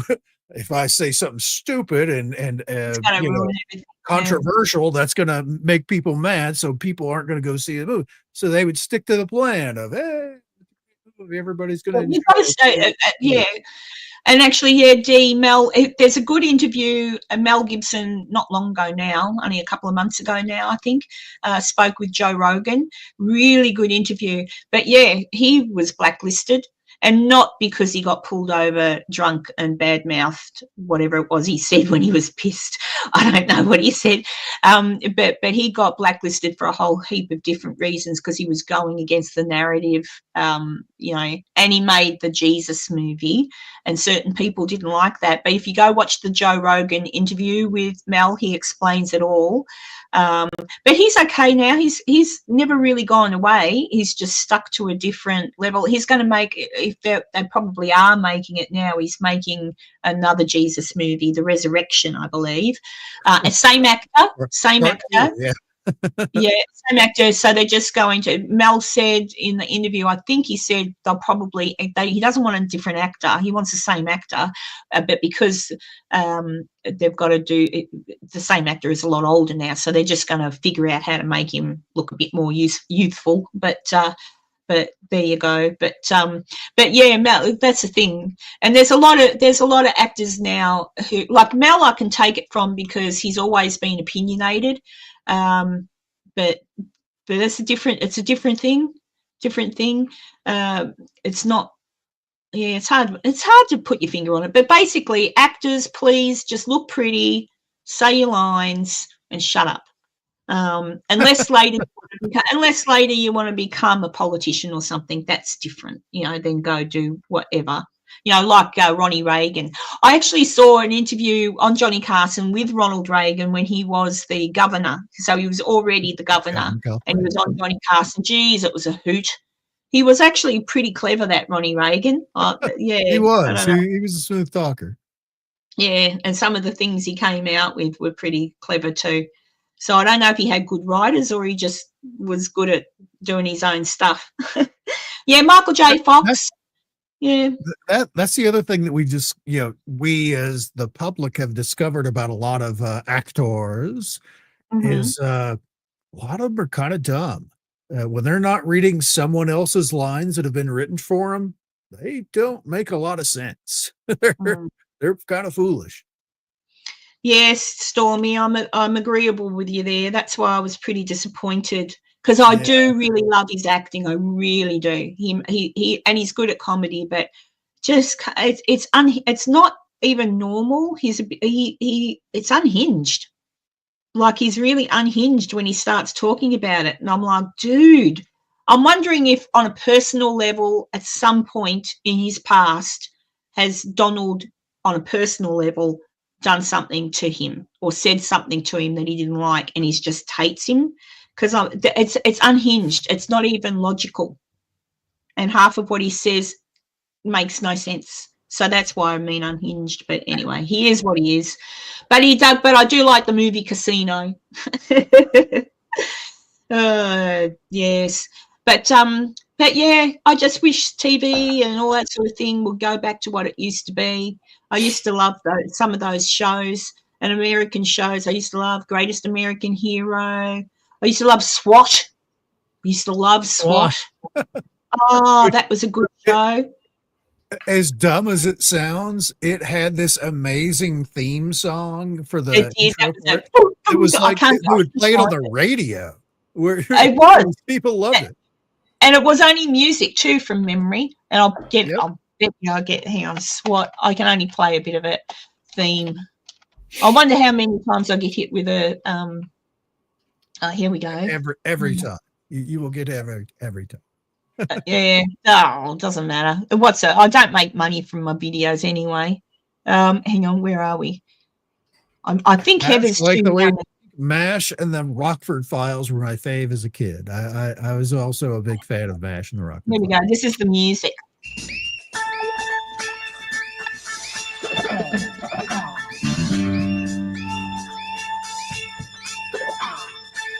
It was a great show. Oh, you can't hear me.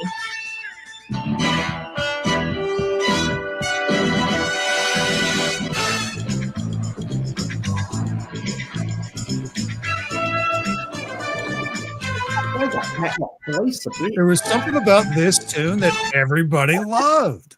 It was, and it used to get played on the radio, Heather. It was a hit. And then, of course, there was this one. Hang on. I've got to, again, I'm going to get hit so bad with copyright strikes. Hang on. I'll only play a bit of it. I had the 45 record with this. Oh, the greatest American hero. I remember this. Joey Scarborough. I'm walking on air. I never thought I'd go free. Since I'm going to get hit, yeah, I used to love it. What was another one, Enzo? What was the other one you mentioned? You said SWAT. It doesn't matter. I don't recall mentioning anything other than that, but I thought you did. But there you go. Yeah, I used to, and that's the other thing. TV shows don't have, like The Nanny. Oh, you've never watched The Nanny? I'll do that for you. Oh, The Nanny and Professor. Oh, The Nanny and the Professor theme song. I don't know who else in here remembers this show. I used to love this show. Hang on. Soft and sweet, wise and wonderful, who our mystical, magical Nanny. Since the day that Nanny came to stay with us, fantastic things keep happening.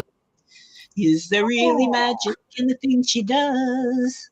So many. What year was this? I've never heard of it. 60s. Nanny showed us you can make the impossible happen.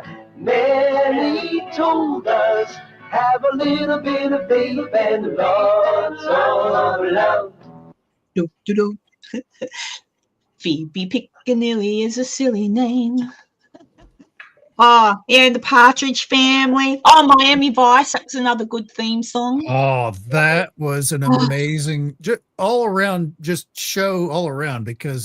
it would play like modern day music. All like Phil Collins and all these other bands that would play during the show to emphasize, Crockett and Tubbs are going to go with guns ablazing. They're going to go in and wipe out these bad guys or whatever. That was like this. That was certainly one of those you can't miss it kind of a TV shows from that time period that we're talking about, where there was no streaming. There was like, well, I'll catch it later kind of a thing. I guess maybe you may have had a VCR back then during that time frame when it was on, but not likely. It was not around that much, where you had to watch it live if you were going to catch it. And everybody, and that was again that fear of missing out, that FMO, where everybody and their brother was talking about that, whatever that episode was, whatever the next day was, at school or work or wherever. If anybody remembers talking about that show, I remember if anyone, I mentioned this particular show to a few people and nobody remembers it. The same as The Nanny, so it must be the time period. But this show used to be on. It's an English show.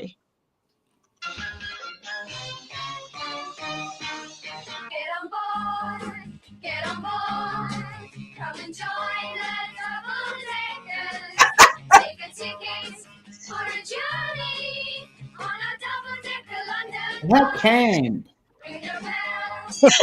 Nobody remembers. That's just a show I remember from when I was young, and I it's have no like, idea what this show is. no, it was called The Double Deckers, and I've mentioned it to a few other people. And what was the ABC show? Something at the magical something. It doesn't matter, but anyway. And then, but yeah, I just come up some of the shows, but Young Talent Time, yeah, Johnny Young, Oh, that yeah, was good. I used to say Yeah. goodnight to Johnny Young. Yeah, I used to know he say couldn't good. hear me. I know he couldn't hear me, but you know. No, and the Goodies, yeah, MASH was another good show. Yeah. Actually, I wanted to bring up MASH during the conversation because I've recently rewatched episodes of MASH, from the earlier day. I felt like the earlier episodes were funnier than the later episodes, but even then, giving it a rewatch, modern day, it's like it's not that fun. They're and of course they were also in that genre. Not that funny or not that good. Well, I just didn't find it that funny. Okay. On a second rewatch, where it's like, okay, that's kind of basic, Oh, I'm going to play a trick on Frank Burns, and okay, that's funny. The Frank Burns era was like funny. When Frank Burns was there, I felt it was genuinely funny.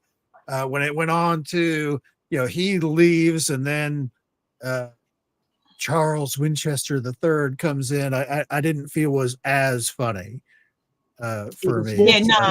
And the shout other out to Loretta Swit, R.I.P., who just passed away this past week. She was lovely. Yeah. I loved her character.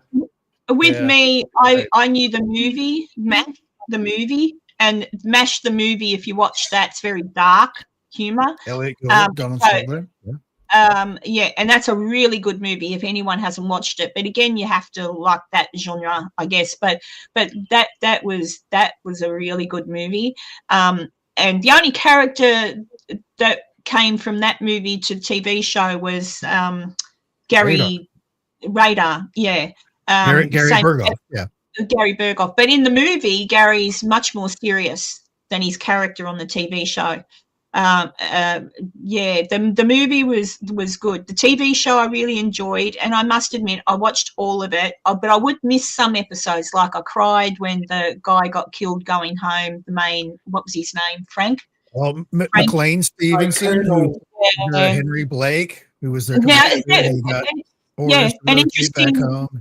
And interestingly enough, you were saying before about actors who left TV shows to become bigger. Yep. Never went anywhere after that. He left that show because he thought he could be a movie star. McLean actually was a regular for a short period of time on Matchgate in the U.S. You see, he went from being, and it was his choice. Otherwise, he probably would have stayed on in that show. They weren't going to write him out. He wanted to be written out, and he was just going to leave. But then they said, "Yeah, no, you're going to leave. You're going to go." Actually, they didn't actually, because the introduction of how Henry Blake died was because it was very common in MASH where they would show the doctors in the operating room throwing sponges and I need put a clamp here and blood spurting everywhere and stuff like that. It was during one of those scenes is when Radar comes in and is in shock and says, and everybody cries. There was a plane attacked his cargo plane and it was on and it spun in and there were no survivors. They didn't tell the crew, the other actors, that's what that was. So they got a genuine reaction of Henry Blake is dead from that scene. So that what you saw on their faces, which to be fair is, they're wearing a mask and all that. So all you can see is their eyes. They're like, what? I can't believe that this person that was just here is dead. Yeah. Actually, Laverne and Shirley, it's getting time to go, but Laverne and Shirley, I was watching an episode of The Nanny. I love The Nanny. And the nanny has an argument with Mr. Sheffield, and her and her girlfriend go to get a flat. Oh, the flat. If you watch the episode, if you watch the episode again, the flat that they go to, that they move into, is Laverne and Shirley's flat. It's and they go in there in the flat, and you'd have to be a Laverne and Shirley fan to figure it out. And then the landlord comes down to say hello or something to him. The landlord is Squiggy. Squiggy, but he's gay. And he comes and goes, hello, ladies, and he's talking, and they said something. Yeah, he's gay, the character, but he's Squiggy, and he goes, yeah, my partner Lenny will be down later to do something or other.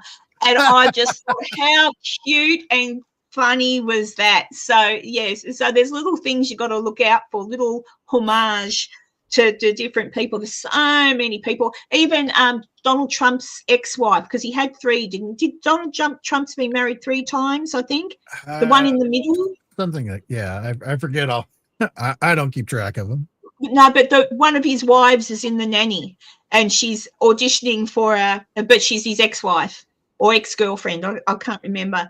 But she's in the show, and she's auditioning, and the nanny says to her something about the Trump something, and she goes, oh no, I'm single now, or I'm dealing with single life or whatever. So the nanny wants to, I think Niles, the butler, chauffeurs her out the door pretty quick, smart, as if to say, yeah, you're not having to go at our Mr. Sheffield. She belongs to the nanny. But yeah, a lot of people were in that show. Elton John, all old stars from the 60s and stuff were on it. Like, it was a good, when you watch it, you go, oh my God, I forgot that person even existed. And talking of Days of Our Lives, Heather, do you remember a character in Days of Our, because Mr. Sheffield was in Days of Our Lives. Days of Our Lives, yes. Yes. He played the spy in Days of Our Lives, but his friend in the show had a nickname called Patch. It was a blonde fellow. Yes, I remember Patch. I only dated Patch. Yes, right. Yes. So in the show, The Nanny, they're looking for someone to be in one of Mr. Sheffield's plays, and the actor who plays Patch is in it. And towards the end of the episode, again, they do little things. Towards the episode, he's in the back of a limo with the nanny, and he has a bit of a go at her, and she says, don't do that. And she goes, you look so nice on the TV and everything. And he goes, but I'm like the evil twin. Then he pulls out a patch and puts it over his eye. And you just crack up because you realise what he's referring to. But yeah. But dear. But there you go.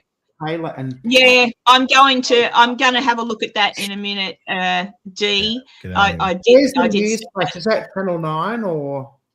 I don't know. I could have a look, I suppose, but I don't want to bring the show down. Go check it out. But yes, it has gone down, and I have faith that everything will be okay. All right, it's not going to be World War III. Everything will be okay.